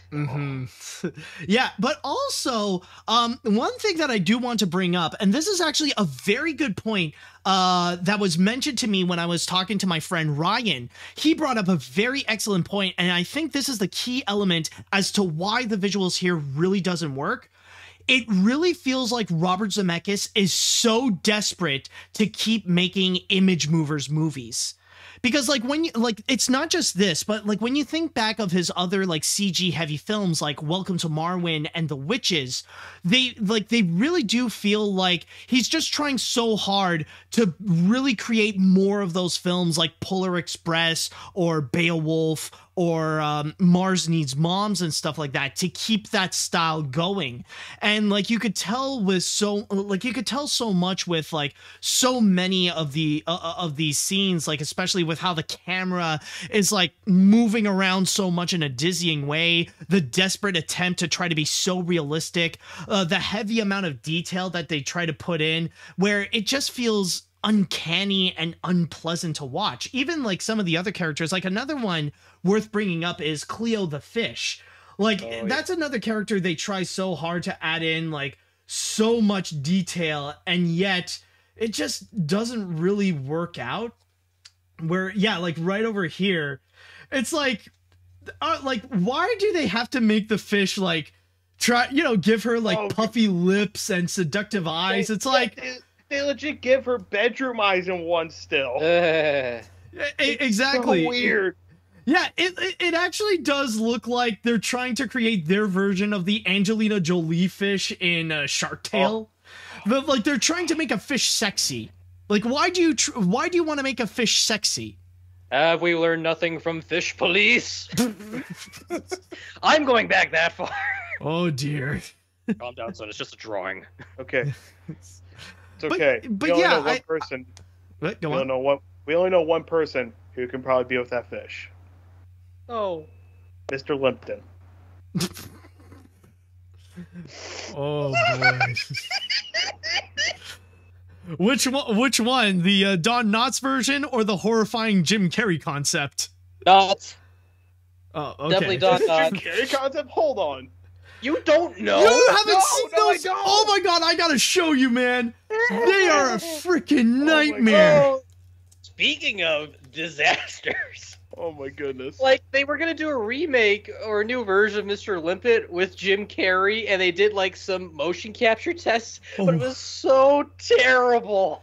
Oh my god, yeah, and this is another case where they really wanted to try to create. Oh, and it's from and like it was supposed to be from Richard Linklater as well. Oh my god. Oh, that makes even more devious. Yeah, so I got a good representation of like what it's supposed to look like. Oh my god. And I might be breaking my own rule here a little bit because this is from Cartoon Brew. It just needs to load. Okay, take a look at frickin' this. Okay. Take a where here he is. Right, here's our boy. Here's Here's Jim Carrey as Mr. Limpet. This is the stuff that nightmares are made out of, people. Oh my god. And his reaction is like, there we go.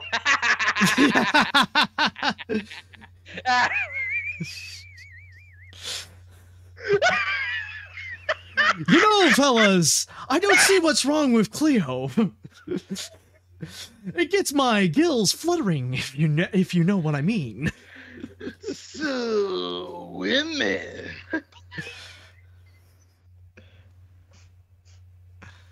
Oh my god. What?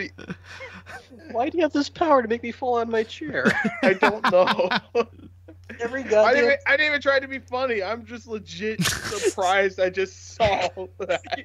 Your reaction was just so legit. I couldn't help myself. And it's so frightening that you could see the Jim Carrey aspect, but unironically as a fish.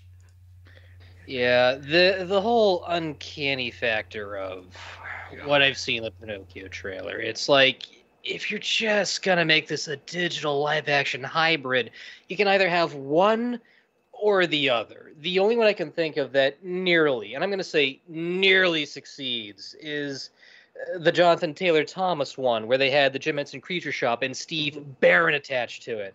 Because at least it was a puppet. At least there was a physical thing there, and as uncanny as that effect was, it did take a little getting used to, and at least Martin Landau was there to play off of it, and his performance is great as Geppetto. But here, when there's just a digital effect, you either got to suspend your disbelief or just look at how people are interacting with the digital creation, because they got to look at a tennis ball or a beach ball or something. But I'm just looking at the textures of this thing and going, well, it's nice, but then you get to the eyes, and they're so simplistically done. I'm looking at the wood textures and everything and just thinking, this should work, but why is it not? And it's like, oh yeah, they're trying to make it realistic. Like, when you add realistic texture to something, it loses that cute factor. It can kind of work for something like Detective Pikachu, because at least it's the model of the character just blown up to third dimensions. And despite the fur texture, there is like those smiling faces and things like that. But when it's just this realistic looking creation, I would rather have it be a practical effect and go all out, as weird as it would get. Or, if anything, at least try to do something with this, or have the characters like be like a little cartoony without the realistic textures, because that's where it throws me off. You lose that fantasy factor so much. Yeah, because what makes something cute in a drawing does not work in real life. Because like they could have that fish look cute in a drawing, like it would look weird today, but yeah, it would work in real life. No. Yeah. Mm-hmm. Yeah, and this trailer is only a week old. I'm honestly surprised that it has more dislikes on it. But I'm like, from what I'm seeing so far, yeah, it's basically the same as the animated original film, but it's not bad. It's not some of the worst I've seen with these Disney live action movies. Mm-hmm. Yeah. Yeah, it's not like realistic Simba going mew after he sees Mufasa. Or Mulan, the bad one. Oh, yeah. Oh, yeah. Honestly, yeah, I'm kind of on the same boat. For me, it's just, I'm not optimistic for this. I don't really have any high hopes at all. I could see a few good things with it. Like, I do like how Pinocchio looks. I do like some of the acting from the live actors. But everything else is just like, I don't see the point of this existing, especially when a lot of it feels like they're just retelling the same story that we got from the 1940 film, and that the CG tries too hard to be so uncanny, and it feels like it's just sprinkling so hard with all these with like the realism and trying to cram in so many things at once. So for me, I mean, like, hey, it's only on Disney Plus, so it could be much worse. And I mean, yeah, maybe it could turn out to be better than some of the worst Disney live action remakes like Maleficent or Dumbo, but I just don't have any high hopes, and there's nothing about it where in the long run that would make me want to say, oh, I want to see this version instead of the animated version, especially when it is going to be on a platform where technically it's like both of them are gonna be there. It's like, well, there is like, yeah, that Pinocchio is there, but then again, the much better Pinocchio is also there. So I could just do one press of a button and I'll just go on the other way. Yeah. Mm-hmm. Yeah. So yeah, overall, we'll see. I agree. Yeah, I'll give credit to performances, but execution, that's where it frustrates me so much. Yeah, because the thing is, I want to say much like Lion King 2019, the only thing that's going to be giving some positives with live action Pinocchio is it's mostly going to be people with their memory of the original and just filling in so they can feel that nostalgia for the original. So it pretty much won't work with this new Pinocchio, and it most definitely did not work with Lion King 2019. And it's such a cluster, too, having so many different versions coming out this year. It's like 2005 when they had so many War of the Worlds movies. But at least, I'll give it this much, they're not coming out all in 1 week. That's the only benefit I will give. At least they're spreading it out. But still, it's like you're going from the not so good version to this one, which I'm not going to give an adjective to avoid being biased or anything. And then you have the other one that's being made by the auteur, which could be interesting, or depending on what direction it goes in, it could be like very, very intriguing.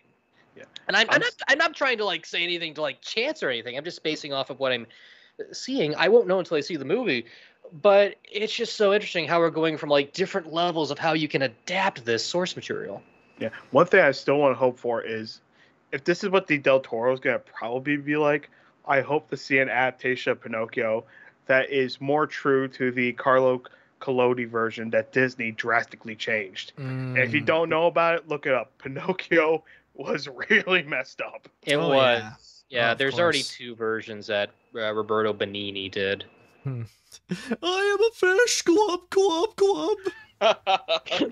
Do you still have that picture up? No, Stare you your soul. I saw the original Italian dub. That I didn't suffer the Breckenmeyer one. Okay. Yeah. But yeah, so it doesn't look like there's much optimism. Maybe there's a chance it could turn out to be good, but not from what we're seeing so far. So keep in mind that Pinocchio will be coming soon to Disney Plus on September 8th. So with that said, I'd like to go into the chat wall, and now I want to ask you guys, what do you all think about the trailer for the live-action remake of Pinocchio? Are you guys a lot more optimistic and you think this is going to be worth watching? Or do you guys would rather want to go and skip this? Let me know what you all think. Okay, let's see. I'm not going to lie, I'm kind of intrigued by this. It just seems like the exact same film again, but I like the emotional center here, and the CG on Pinocchio looks great. Though, did they need the CGI, the goldfish? I'm actually pretty interested to check this out, but the internet will kill me if I don't make this joke. It's a thong! What reference do you think I was going to make? Oh my god, yes. Oh, I remember seeing Shrek 2 at the drive-ins and cringing so much at that joke. And I was only like 12 or 13 when that came out. I'm like, really? We're doing underwear jokes in a CGI movie? Yeah, come on, Shrek 2, the best Shrek. I might have to rewatch that again. I'm a little iffy about it for some reason. I don't know why. Oh, now I know why. Because there were too many like adult jokes and in-jokes that went over my head so much. So maybe it'll be better now that I know some of these things. But now it's that like, you are an adult. Yeah, I felt like the first Shrek was like its own thing, and even though there were adult jokes, they were subtle. The second one was like, no, we're really trying hard for the adult humor, trying to make this all Looney Tunes. It's like, I'd rather just watch the classic Looney Tunes than a 90-minute movie. Mm-hmm. It's got a good story. I'll leave it. It's got a good story. I'm just, it's the comedy that ruins it for me a little bit, but it might be better now that I'm older. I'm 32. If we're talking Shrek 2, I just remembered the line that Donkey said when he was passing out, where he goes, "I'm coming, Elizabeth." It's like, that could be an easy reference. He's like, "I'm coming, Elizabeth," but the moment you realize he's referencing also Elizabeth the Dragon. Yeah, that. Oh, there's a double standard right there for you, right there. I didn't know the dragon's name was Elizabeth. Yeah, I didn't know that either. Wow. That's a really good on the nose joke there. Hey Gus, maybe you can read some of these things. Okay, who should we let's see. Let's do this one from Johnny Thimes 19. Well, while I'm still very excited, I like the two styles, but at the same time, the two CGI styles don't mesh well together. If you pause and watch and look at Pinocchio and Honest John, they don't mesh well together. I'm still hoping this will be good, but it feels like they are wishing more upon the side of beef than a star. If that's the case, Jiminy LaMox will be waiting when this movie comes out. And also, in the words of Geppetto, "You are a toy!" I gotta say, with trailer, it looks good, but it's still a Disney live-action reboot, so I don't know what else to think. Pinocchio's design I really adored because it stays a lot more true to his original design in the original movie. The parts I did like where Geppetto jumps back, throws the cat, freaks out, and Pinocchio having a friend. But everything else is just meh. And is it me, or does Honest John's design might look like what Robin Hood might look like in a new reboot? No. Oh dear. No. Don't worry, No. Oh no, that is No. true. Oh God. Let's no. see. I got it's one coming here. after you. Oh my god, Pinocchio actually looked good. The character, not the movie. Beyond Pinocchio himself, the other characters don't look that good as much as the environment are just way too dark. I do, however, really enjoy the cover of When You Wish Upon a Star, of course, Tom Hanks. Beyond that, I'm not excited. Also, I just want to bring up that there's going to be a Pinocchio video game called Lies of P, which will be akin to the Soulsborne games or the Bloodborne games, which means that Pinocchio is going to die a lot. Oh, that is please true. let Pinocchio Oh. use his nose as a sword. Oh, I'm already seeing the memes of that one. Oh, if that's yes. where it's gonna go. Oh Lord. Positives: the rendition song of When You Wish Upon a Star, the design of Pinocchio, and a few good performances like Tom Hanks, for example. Negative: everything else. After all this from Robert Zemeckis, who is known for trying to make things uncannily realistic since the motion capture days, and still continues to do this to this day, like the 2020 Witches remake, for example. I don't have high hopes whatsoever, but I think Zemeckis needs to stop pushing things to be realistic now at this point. Yeah, that's something I've noticed. Like, he always likes to use technology for a lot of his movies for good and bad things. And it's interesting because he started off with I Want to Hold Your Hand and Use Cars, which felt like real practical stunts. And now he did the breakout with things like Back to the Future, Romancing the Stone, Who Framed Roger Rabbit. And with the exception of Stone, he really pushed the technology further for certain things, like the DeLorean flying and stuff like that. And now here he is, like, catching up to it, saying, look what I can do. And it's like, it's all been done. Like, I kind of want to see the Forrest Gump Zemeckis, the Flight Zemeckis, because when he's tackling, like, a human drama story, it's something I've never seen him do, because he knows how to really tap into the human element. And when he does fantasy, it could work, but I kind of like the old Zemeckis a little bit more. Nowadays, it's just like, oh, hey, I can do so many more things that I couldn't do back then. It's like, that's good, but story come first. Yeah, it's like when Zemeckis focuses more on the technology than the script, that's when you get a bit of disaster. Anyways, I'll read one more comment before we jump into the next story. There are some things I do like about this trailer. I like Pinocchio's design, Monstro looks cool, and I am hyped for the Pleasure Island scene. On the other hand, I don't like some of the CGI, and it is recreating the animated film down to head to toe.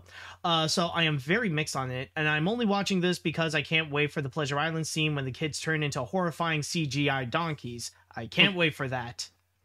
You know, I'll give him that much. I kind of want to see what his Pleasure Island will be like, given how dark the original movie was. It builds like a horror movie, like something out of American I Wolf in remember London. that, and I just realized something. Will they make the kids say jackass? Ooh, would they I smoke? want to see modern Disney have the balls to do that now. That is true. I'm Well, wondering. they kind of did it for the Jonathan Taylor Thomas version. I remember that much. Yeah, but I want to see Disney legit do that, because they have been toning down a lot of stuff with modern Disney stuff. I believe also mainly with their live action stuff, they haven't really gotten the grip with their live action reboots like they did with some of the originals. But I want to see them legit do this. I want to see the kids like drinking beer, smoking cigars, and going, "What does he think I am? A jackass?" And you see him with like all the big ears. Well, I think like in the trailer you do see like one quick shot of Lampwick and Pinocchio where like they're on top of the Ferris wheel and like you see Lampwick drinking like a stein or something. Just want to see like where is that specifically? Yeah, like I think it's around here. I'm going through the trailer too to see it. Yeah, I will say though, I will take. I hate to admit this, but I will somewhat take this over Pinocchio in the here it Emperor is. of the Night. Oh, I see it. Oh, Yeah, like I want- he's obviously drinking. Oh yeah. I want them to go all out with it because I'm seeing the part where Pinocchio is creeped out with this boy turning into a donkey. Oh yeah, true, man. Yeah. All right, so I think at this point it's time we jump into the next story, and this is a bit of a last-minute addition, though. But I think after what we went through, we need a bit of a palate cleanser, don't you think, boys? Please. Oh, I got something for you. Don't worry, this is going to be something that so far has been getting some great reception. And with that said, let us now go and check out the trailer for the recently released, the trailer was recently released, not the movie, Weird, the Al Yankovic story. I'm excited for this one. I haven't seen the trailer yet. Put it in. I've seen production and some promotional material, but nothing like I'm tired of people thinking I'm some kind of joke. Your dad and I agreed it would be best if you just stop being who you are and doing the things you love. My whole life, all I wanted. I'm afraid we found your son at a polka party. Just to make up new words to a song that already exists. Oh my god. Oh. Well, you should do that then.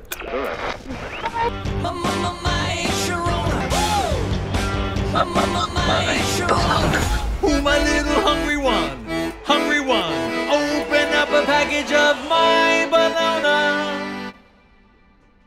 Dude, I've got chills. Every once in a great while, is that song autobiographical? Yes. Except for the fact that I've had a lot of sex. Name me one creative genius that doesn't have a checkered past involving alcohol. That's the medicine. And drugs. I think Madonna's a bad influence on you. What? No offense. I'm a train wreck. My parents wrote me off. I pushed away my band. You're all just a bunch of normals. I'm the weird one. You gotta take care of yourself. I saw in you something special. An artist with something to give to the world. In front of all the billions of people watching around the world right now, all I want to say is be as weird as you want to be. You will never find true happiness, so you can truly accept who you are. Thank you.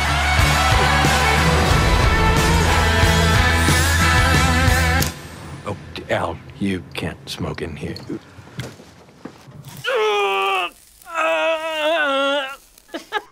I totally deserve that. And that is Weird, the Al Yankovic story starring Daniel Radcliffe, to which it will be available on Roku starting November 4th. So guys, what did you think about the trailer? If Daniel Radcliffe does not get a Golden Globe nomination, I'm gonna be pissed. This legit looks fun. Oh, we need this movie so bad in our lives. The last time I remember the last time I recall they did something like this was Walk Hard. I've seen bits and pieces, not the whole thing, but I miss parody movies so much, and this seems like it's definitely gonna hit those chords so beautifully. It is taking a stab at biopic music movies, from Bohemian Rhapsody to Elvis, and even beyond that. So like a Rocket Man, The Doors, all those things. Yeah. Oh, Rocket Man? You mean the Disney comedy? No, not that one. No, I mean the Elton John one. Oh yeah, that one. And the fact it's Weird Al. The fact it's Weird Al is so fitting because he does parody very well. So to see him do a satire of how he became a popular parody writer, it comes full circle. It's perfect, especially in this day and age where so many musical biopics are very popular these days. So for him to do one, but it's on the same level of absurdity and corniness and cheesiness, just like those, but taking a big stab while having fun with it. This movie speaks to me, man. It speaks to me. Oh yeah. No, I love the fact that like they're just disregarding like the actual the biographical aspect. Like we know this ain't like actually a Weird Al biopic, but they're just like really going hard on just making fun of all those movies, and especially like just exaggerating every scenario, even like trying to build this like crazy relationship with Weird Al and Madonna. And like even just like the scenarios, you could tell already how ridiculous it is. And even just like the presence alone of Dr. Demento himself. Like, yeah, he does often dress like that, but just like when you see him in like all these random places, it's like he like trying to blend in with the crowd, even though he sticks out like a sore thumb. Like that's already hilarious. He's in a biker club. He's in a suit, tuxedo tie, and a top hat. It's like we got Sons of Anarchy. Meanwhile, there's the Monopoly guy. Rainn Wilson in his most defying role yet, Dr. Demento. And he still has the suit when he's talking to Al. I love that detail. Mm-hmm. He doesn't like change out of it or anything. He still looks like that because it's not Dr. Demento. The top hat. Yeah, even in the bath. Even in the bath, man. That is so beautiful. Oh my goodness. Yeah. They spent $12 million on this thing and it looks like it's $50 million. I love this. Oh, absolutely. And it's going to be on Roku. It's not a big screen thing. That's the crazy part of it. I mean, we're in a general case where like independent movies are either going to be picked up by a streaming service or just sent to video. Patrick Reed Johnson made a semi-autobiographical film called 5/22/77, which is based on his influences with Star Wars, Close Encounters, and him growing up. And that's being released to home video and DVD. I'm glad that those movies are getting their due. I'd love to see them in a theater, but at the same time, it's like, I'm glad it's out there so people can see it, because folks are missing out on things like this. There's so many independent movies that just go swept under the rug and straight to video. I can't tell you the stuff from the 90s where they had that kind of issue. There's a movie with Jeff Goldblum called The Tall Man, where he's in a romantic comedy with a nurse played by Emma Thompson, but he ends up in a staged musical version of The Elephant Man, but it's done like Andrew Lloyd Webber. It's so amazing. But for something like this, I would love to see it in the theater. I really would love to. I understand why it's not, because tentpoles and stuff, but Weird Al is so recognizable, so it really bums me out to see that it's just going straight to streaming, because stuff like this is so beautiful. It's different. It's unique, but oh my goodness. But then again, I would argue that there is it is kind of getting a chance of that, because it is going to be premiering at the Toronto Film Festival. That is true. That is true. So it will have a chance to get like a lot of recognition, and if there could be that possibility, if it could be released beyond Roku and maybe have a chance to have like a limited screening in theaters. I would be intrigued, because it does. If that's the case, it will have a chance of getting a lot of recognition, because I know that Spielberg's Fabelmans is debuting this year. Oh yeah, what the Spielberg biography? Yeah, is that this year? I thought it was like next year. Yeah, is it?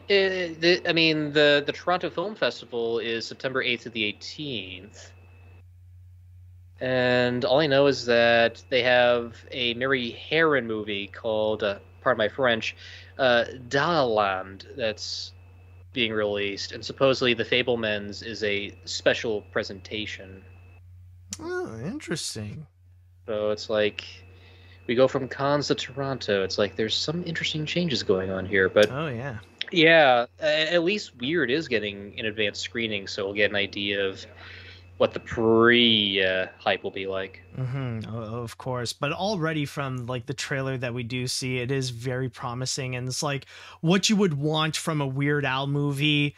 It's like it's probably something that you wouldn't expect, but like you're so happy, and it fits with like Weird Al, because technically it's just a massive parody, as we said, of those like musical jukebox biopics, like showing Weird Al even like in his tough times, like with drugs and alcohol, and how Madonna is a bad influence. I mean, if it's going to get its premiere in Toronto, that's actually pretty good, because I know a lot of movies have been getting a lot of like pre-release hype. There was one year they had The Predator and the new Halloween reboot come out in the film festival. and that generated a whole lot of hype. So to see a movie like this in a film festival, you bet it's going to get a lot of turning heads. Oh yeah, especially given how there's so much, especially given the people behind it too. Oh yeah, I mean, there's a lot of prominent names. It's not just Al, but like you got it stars Daniel Radcliffe. You got Evan Rachel Wood as Madonna.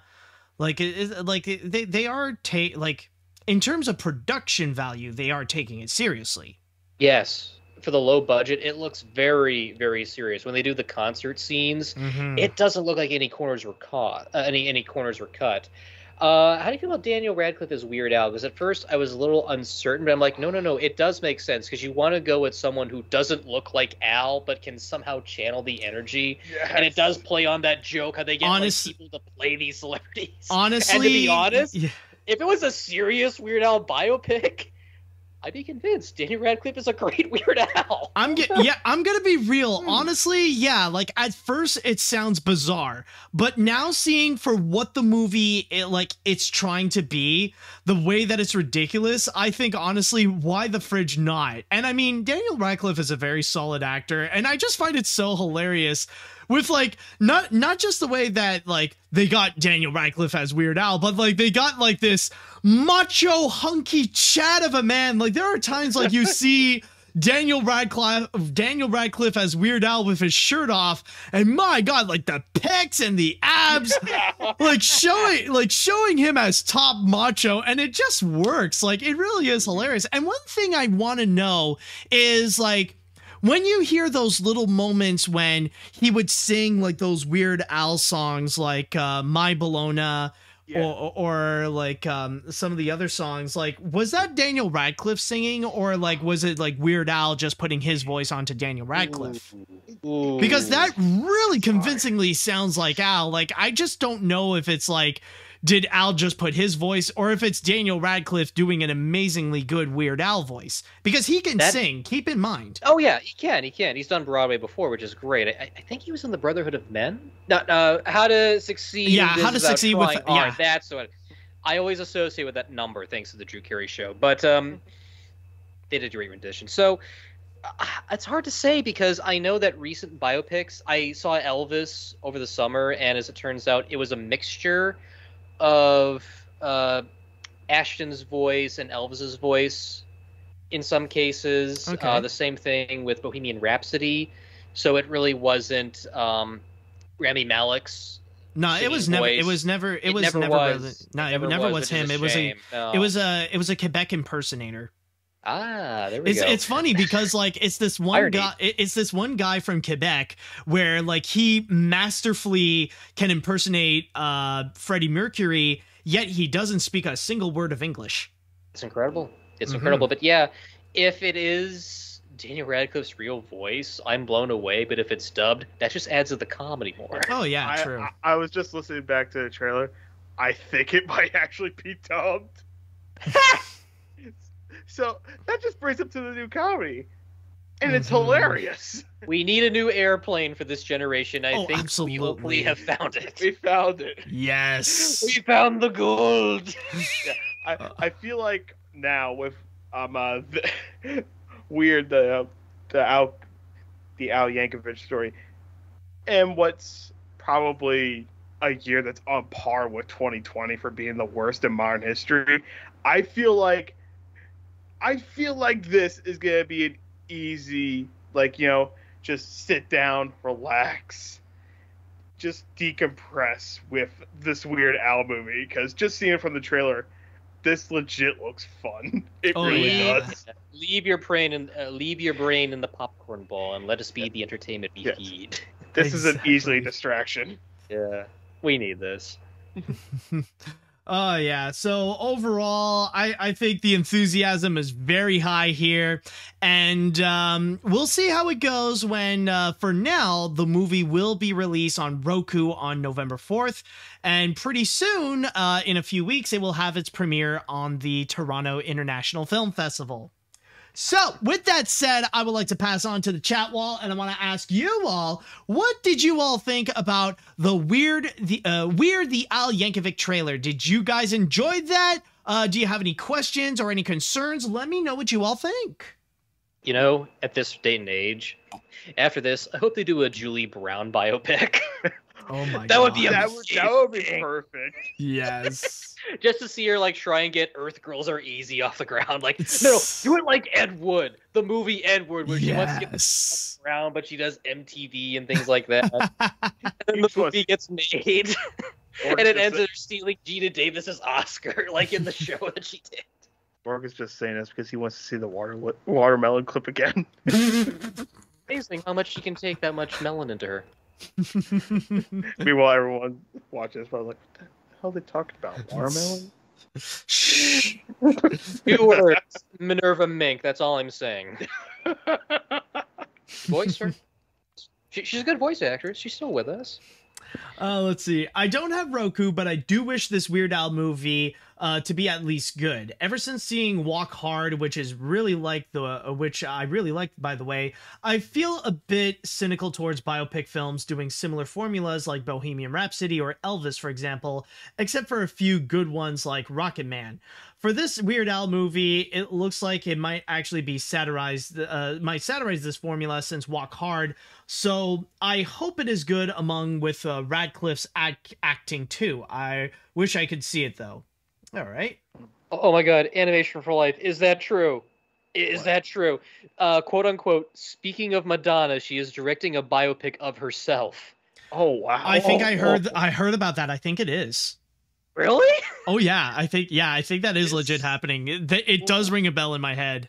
Ooh, this can go either way. It could be Purple Rain or it could be Under the Cherry Moon. Ooh. Ooh, I'm curious. I am now curious. You know what we should do? You know what we should do when that Madonna movie comes out? We need to make like some kind of rant video explaining that the movie is bad because it's not accurate to what we have seen in Weird the Al Yankovic story. We just need to make a whole video about that. This is the worst movie I've seen. It's nothing like Weird Al. Where's the drugs and relationships? Where's my Bologna? Why does this not end with her rendition of I'll Remember? This movie's ruined. Excuse me, but I feel like it's very lacking without the conflict with Dr. Demento. Oh. No. They'll just hire Kid Rock as Dr. Demento for that one. Oh, God. Let's see. This, my friends, is what films like Bohemian Rhapsody and Stardust should have been. Oh. Just pure unadulterated chaos intertwined with the celebration of the guy's life and music. ... Not unlike Rocket Man. And while I doubt his performance will top Taron's, Daniel Radcliffe's performance is a lot of fun. I'm gladly going to check this out since all of what I'm seeing here is 100% screams Weird Al. No, seriously, I hear the ringing in my ears is screaming Weird Al now. Yes. Let's see. After seeing this trailer, we want Weird Al. We want Weird Al. We want Weird Al. Me and my dad are huge fans of Weird Al Yankovic and listening to him all the time. My favorite songs from him are Eat It, Like a Surgeon, Dare to be Stupid, Amish Paradise, White Nerdy, etc. After seeing this, really got me a lot of hype. Heck, I might watch it with my family since they are also a fan of Weird Al Yankovic, even if this stars Daniel Radcliffe. Also, pop quiz, what is your favorite song from Weird Al? Ooh, I know mine. I know mine, because it's an earworm that's been trapped in my head, but I want to hear you two first. I think for me, I gotta go with the one that introduced me to Weird Al. I gotta go with Amish Paradise. Amish Paradise is a classic. That's for me. A good one. That's a good one. I quote that every time when I have a bad customer at work. The local boy. Last week, I smiled politely into the other cheek. I really don't care. In fact, I wish him well because I'll be laughing my head off when he's burning in hell. Mine is probably the most underrated of all, Virus Alert. Oh yes. Oh, I remember Virus Alert before someone gets hurt. Because when I was in Infotech, a friend of mine that I was really good friends with gave me a CD of like Journey and Weird Al and Queen songs, and Virus Alert was on there. So every time I heard Virus Alert, I kept thinking of the course I was taking, which was information technology, and since then it's been stuck in my brain. Yes. It leaves a bunch of Twinkie wrappers all over the place. No. Create a Ranger Rip in time and space and leave a bunch of Twinkie wrappers all over the... What virus does that? So, Gus, what about you? What's your favorite? That's hard because there's a lot of them. Some that come to my mind are probably Drive-Thru. Oh, yeah, the Drive-Thru. Oh, my God. Amish Paradise. White and Nerdy, and Albuquerque. Oh my God, Albuquerque. Mostly because I always do a joke, and it always makes Morgan laugh. Because they're playing Crashes in a Tailspin, and everybody dies! Except for me. You know why? Because I have the tray table up. And I'm sitting full of five positions. Got my tray.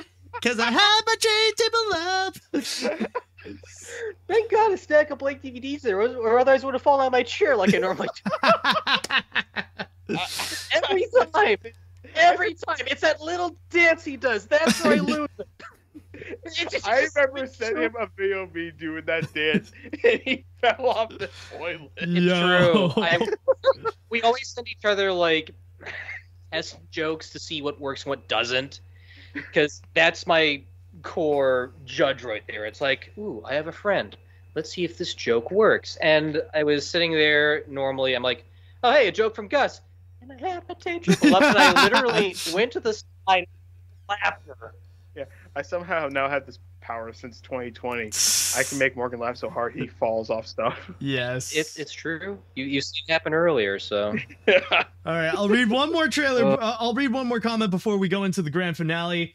This trailer is just complete madness, and I love it. With all of the different music biopics that have been coming out in recent years, a satirical take on it is incredibly refreshing, and since Weird Al himself has written for this movie, I am most certain that the quality of the writing will be top-notch. I'm just so excited for this movie, and I'll try to see it if I can, and to think this all began as a fake trailer from Funny or Die.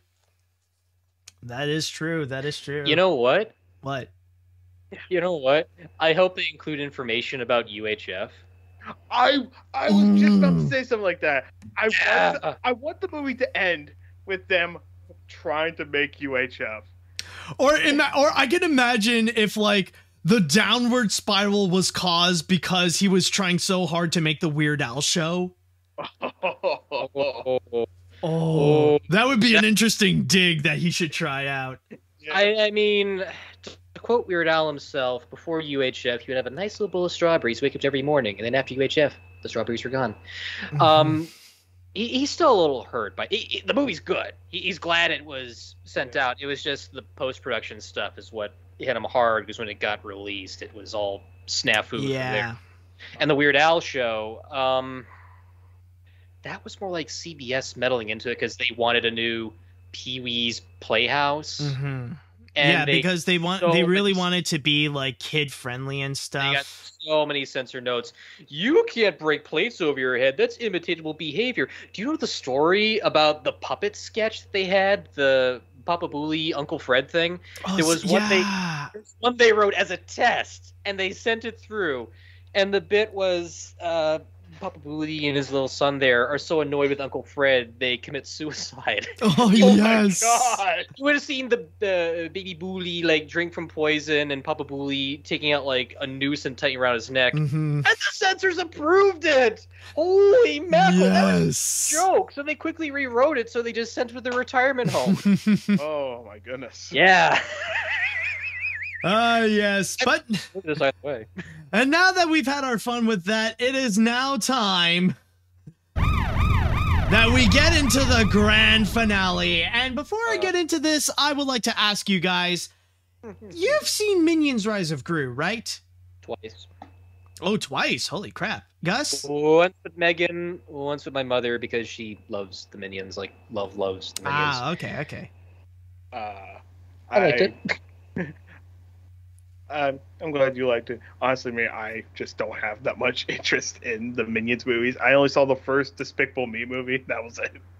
So twice, once, and no. So this is gonna be interesting. Oh, it definitely will, especially with the story that we do have, because apparently, Morgan, since you have seen it, are you satisfied with the ending? Are you talking about the theatrical version or the one the one that you've seen? Are you happy with it? It okay. was sweet. It was fun seeing White Knuckles turn to Guru and say, "Shoot from the Moonkin." They go out driving out, going all sorts of fun. It's nice. It's lovely, but not everyone is cool with it. People, apparently some people wanted more of that. So with that said, let's talk about that new alternative ending in China. Yes, apparently, Chinese censors had to go and come in and try to fix up the ending of Minions: The Rise of Gru. Now, the funny thing about all this is that technically China is one of the biggest countries in terms of their love for the Minions. The Despicable Me franchise wouldn't be one of, if not the biggest animated franchise today if it weren't for the fan base that they have in China. However, when it comes to The Rise of Gru, they had to go and make some alterations, specifically with what happened with Gru's mentor in the film, White Knuckles. Now, spoiler alerts, in the end of The Rise of Gru, there was a funeral scene going on because we all presume that White Knuckles is dead after the big climax that happened. But as it turns out, he actually managed to fake his own death and managed to go and get away with everyone thinking that he's no longer with us. And Gru, the Minions, and White Knuckles all get into a hearse and they drive off where they would go into their shenanigans. Apparently, China is not really cool with the fact that a convict is able to get away to fake his own death and keep on continuing to commit more crimes. Reading from my source here on The Guardian, it states that with this new update, according to posts and screenshots of the film shared on Weibo, a platform similar to Twitter that is exclusively to China, or I think it's exclusive to China, there is an addendum by censors showing that while Knuckles, a main character in the heist film, was caught by police and served 20 years in jail. It also states Gru, a co-conspirator of Wild Knuckles, returned to his family, and his biggest accomplishment is being the father of his 3 girls. When he's a kid?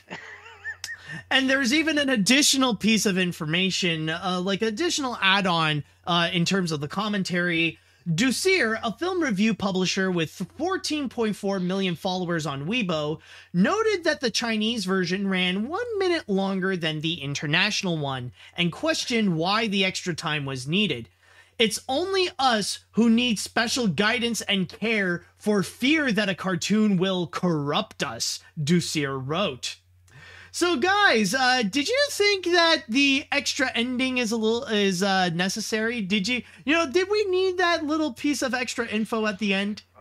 Oh my lord, when I first heard about this, and I saw the headline that it had a new ending, I'm like, oh, is there extra footage or something? And then when I saw it was just them adding a text piece, I just literally did a double take, and I'm like, "You're kidding? You're really, really joking?" On a more serious note, there's a website I go to called MovieCensorship.com. It not only covers comparisons between director's cuts, extended cuts, and theatrical cuts, but also edits of movies from Germany, New Zealand, Australia, and things like that. And that always fascinates me, to see how certain sensitivities are applied to the film that's released there. I mean, this is not the first time. Fight Club. Yeah, some people are bringing up Fight Club. Fight Club. They chopped off the ending right before the spoiler alert, before something happens, and just say, "No, it's okay.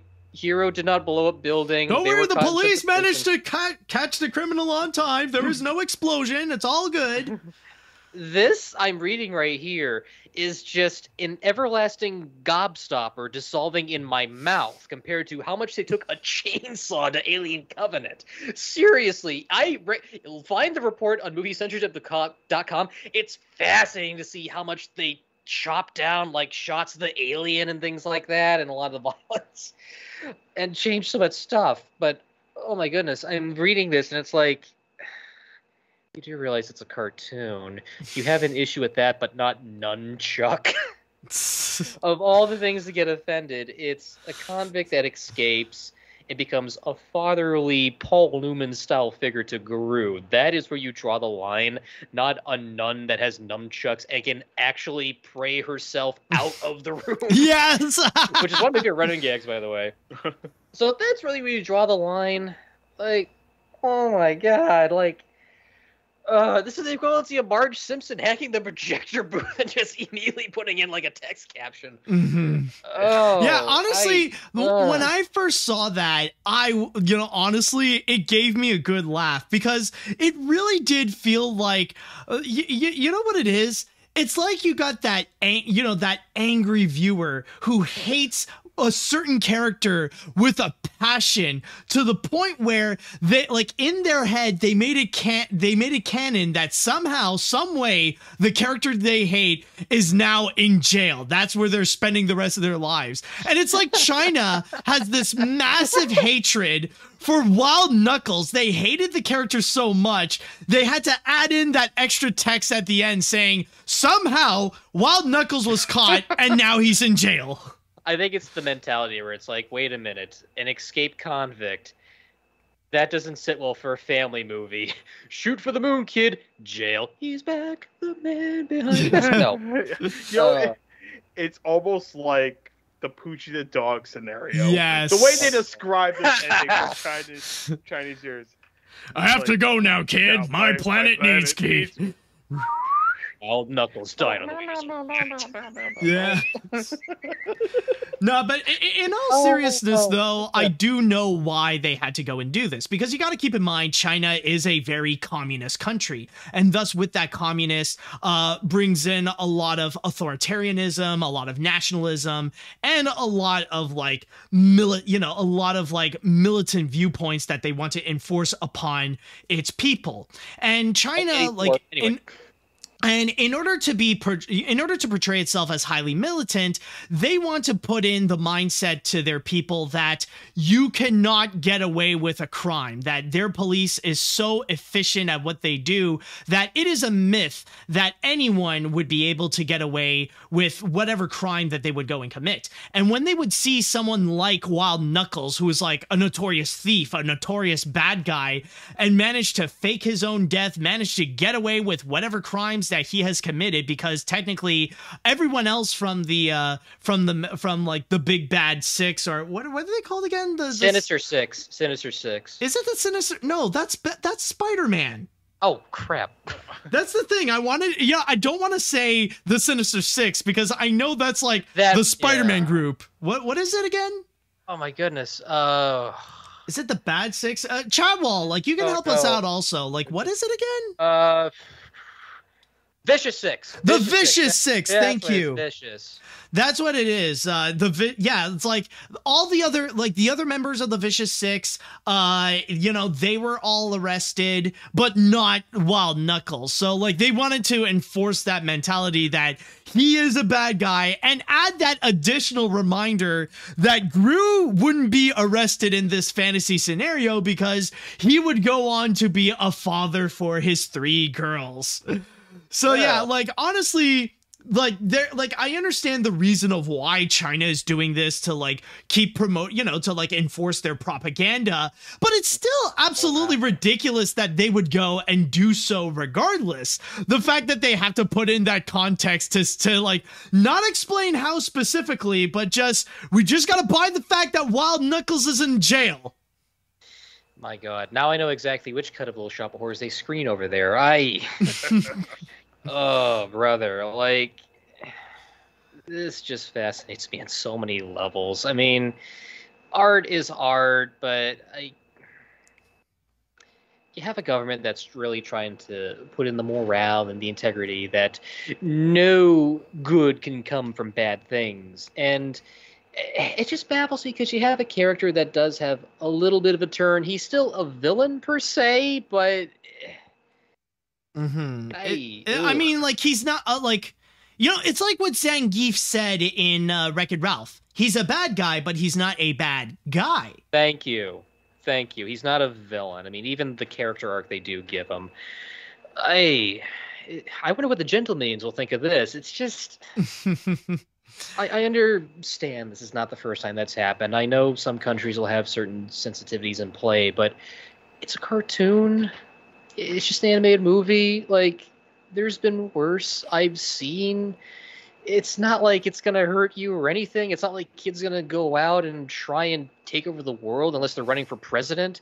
They really need to at least take a step back and go, okay, there's a difference between escapism and art and something that's very, very morally damaged. I'd be more worried about a movie that is so poorly executed and tries to squeeze in a bad message at the tail end just to save itself. But for something that's just light entertainment, it really depends on the standards of the country, because I know in the past there's been other films that have been banned for one reason or another, but those are different. This is just trying to be a harmless Charles Addams dark comedy.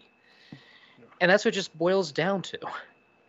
Yeah. You know, it's like, the thing is that there is an aspect where it's not as much of a laughing matter, where, like, you know, like it really does highlight the pointlessness and the stupidity of censorship and how that can really, like, ruin the taste of the artist's vision, of the creativity of it. But still, though, like, it's hard to look at this and not have a laugh of just the ridiculous nature, especially when they have to go into this extremes over Minions: The Rise of Gru, like the most stupidly kid-friendly movie that has been released this year so far.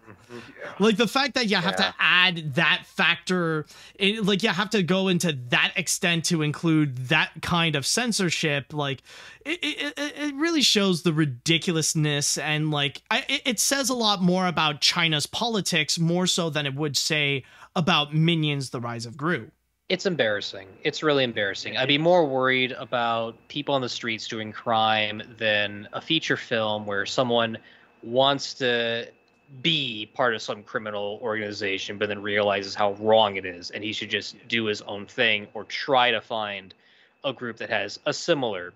Oh, there is a movie like that, actually. It's a French film. I think it's called La Haine or something like that. It's like a black and white French film, but it's very, very good. I remember seeing that in college. It was no, it's like really like like you really get invested in watching it. It's very fascinating. I do recommend that. I think it's called La Haine. It could be called something else, but it's basically like that, where it's like a bunch of thugs and gangsters like in the streets, and you got one guy who wants to, like, get out of it. Yeah, my curiosity. Yeah, I highly recommend that. Okay, so I think with that said, I'd like to go into the chat wall, and now I want to ask you all, what did you think of that extra ending of Minions: The Rise of Gru? Do you think that it sweetened the deal for the movie? Do you think it made things better? Do you think it's absolutely pointless? Do you think we should free Wild Knuckles? Let me know what you think. You know, when I first read about that article, the first thing that came to mind was, oh, did they do something to the Nefario character? Yeah, honestly, we should start that. We should start a campaign. # Free Wild Knuckles. Free Wild Knuckles from prison. He did nothing wrong. He helped Gru become who he is today. Wild Knuckles. Who else is going to, if it weren't for Wild Knuckles, who's going to steal the moon? Yeah. Settle down there, Don Rickles. Who's Don Rickles? Yes. I feel like China should take baby steps to start loosening up on their restrictions, since their people deserve to see other countries' art uncensored at all. I feel like Hollywood is beginning to stop releasing their movies over there, since they have received massive backlash for being for bending the knee to China and not allow their artists to be more creative, and also the fact that China was demanding changes that were impossible to do, like Spider-Man No Way Home. Well, I mean, I think some companies are doing that. I think like Disney made a vow to do that, if I'm right. I think like there was that one, I don't know if they fully committed to it, but I think I remember Disney mentioned at one point that they would not release their films in China, like just to, you know, to prove a point that they could still be highly successful without China. I think. Keyword I think, but I can't book up on that. But I'm then not 100% sure, but I remember if there's something like that happened. Yeah, and it gets a little hypocritical when you look into like the movies that Hong Kong has done, and I can't say what they are because well time out. That's like different. Hong Kong is like different from China, though. Is it? Yeah. Well, I mean, it's not a different country of its own, but technically, like, it's the only place in China that it has legitimate democracy. Oh yeah. Yes. A lot. So yeah, a Hong Kong movie is completely different than a Chinese movie. Okay. I reiterate and reverse my statement. Yeah. Okay. You know what this edited ending reminds me of? Yep. Someone mentioned. Remember that Simpsons scene where Poochie hovers off and they show a little handwritten note saying Poochie died on his way back home? That's what it is, man. I saw this film twice in theaters and I was pretty satisfied with the ending, but at the same time, why change it? It's not like he'd be returning to other Despicable Me films, but even with the edits, at least China is able to experience what could be described as the animated F. Or I think they were supposed described as the animated film of all time. Yeah, it just suddenly cut. Yes. I didn't know China was offended by seeing a casket full of bananas. Who knew? No, yeah. Maybe that's a crime. Hey, you never know with communist laws. Maybe you're not allowed to do that. You have to fill it. You have to fill it with pomegranates. Pomegranates, you could get a pass. Bananas, no, that's too far. Oh crap! Got a banana here. Quick, Gus! You want to see my banana get blurry? Oh crap! It's the police! Run! You want to see my banana get blurry? Let's see. This was a really stupid decision. While I do understand why they did it, because the kind of country China is, because of how they are communist, it just kind of shows the problems of China and their kind of censorship they would have. It's just hilarious and stupid at the same time, and it just makes China look bad. Well, yeah, exactly. It's just a moment to like laugh at China's stupidity. Other than that, do we have any other comments to read? I'm trying to see if there's any really in-depth ones here. No, what I really want to know, was China able to see Sing 2? Because that's PG, and that has rude material in it. Oh, that is true. Good point. Oh, we do have one more. Yeah, like what's up with that? That's what they legit have. That's what Sing 2 legit has in their PG description on why it's rated that. Rude material. Like, seriously, you have something like, oh, we must import morale, but crude humor's okay? I'd love to see what they did to Captain Underpants in that case. Oh, yeah. Oh, actually, we got two now. I don't care about Minions Rise of Gru, and I didn't like the movie very much, but getting censored by China over an ending seems interesting. Even though Wild Knuckles is one of the better parts of the movie, but why the change? Is it bad that a character to at least get away from the law in the end like previous films have done? And by the way, fun fact, did you guys know that the first Despicable Me was never released in China? No. No, that was actually a thing.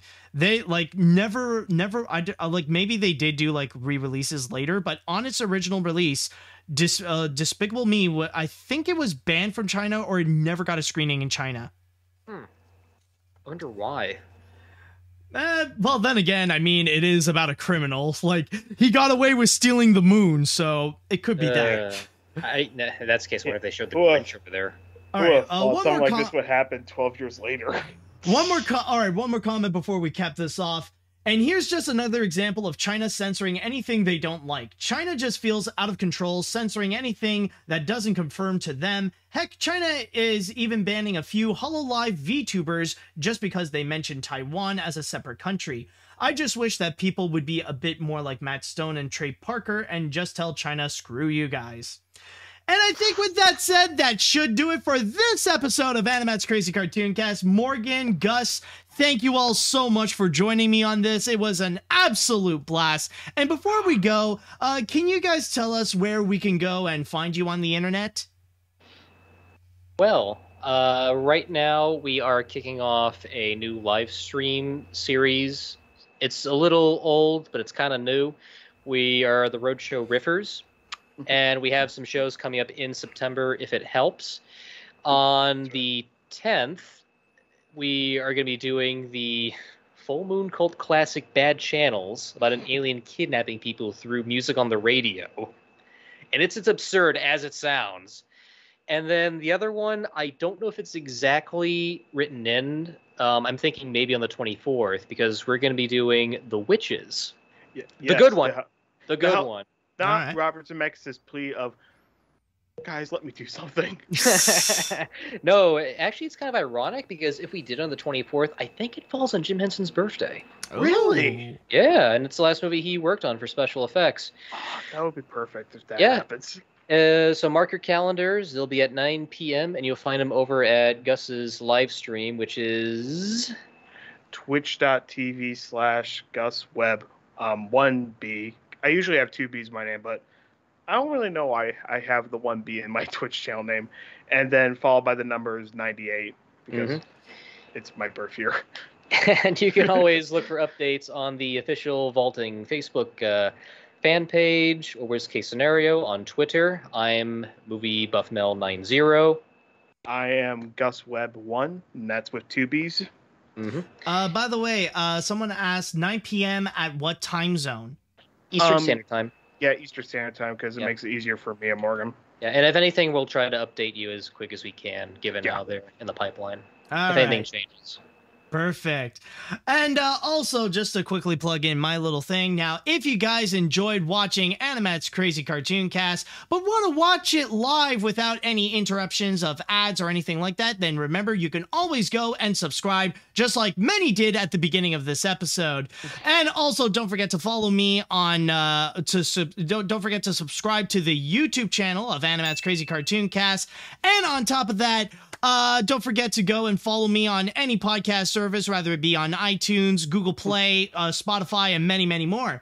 So thank you guys all so much for joining me on this. Thank you all so much for watching, and until next time, see you later, dudes. You guys can say bye also. I was waiting for you to do yours. I'm saving mine. I was waiting for somebody. You first, Sal. This is your first time. See y'all probably next time, whenever I'm able to be on the next podcast. Crazy podcast. Double penetration. Oh my. I got an open Monday on Halloween night. That's all I'm saying.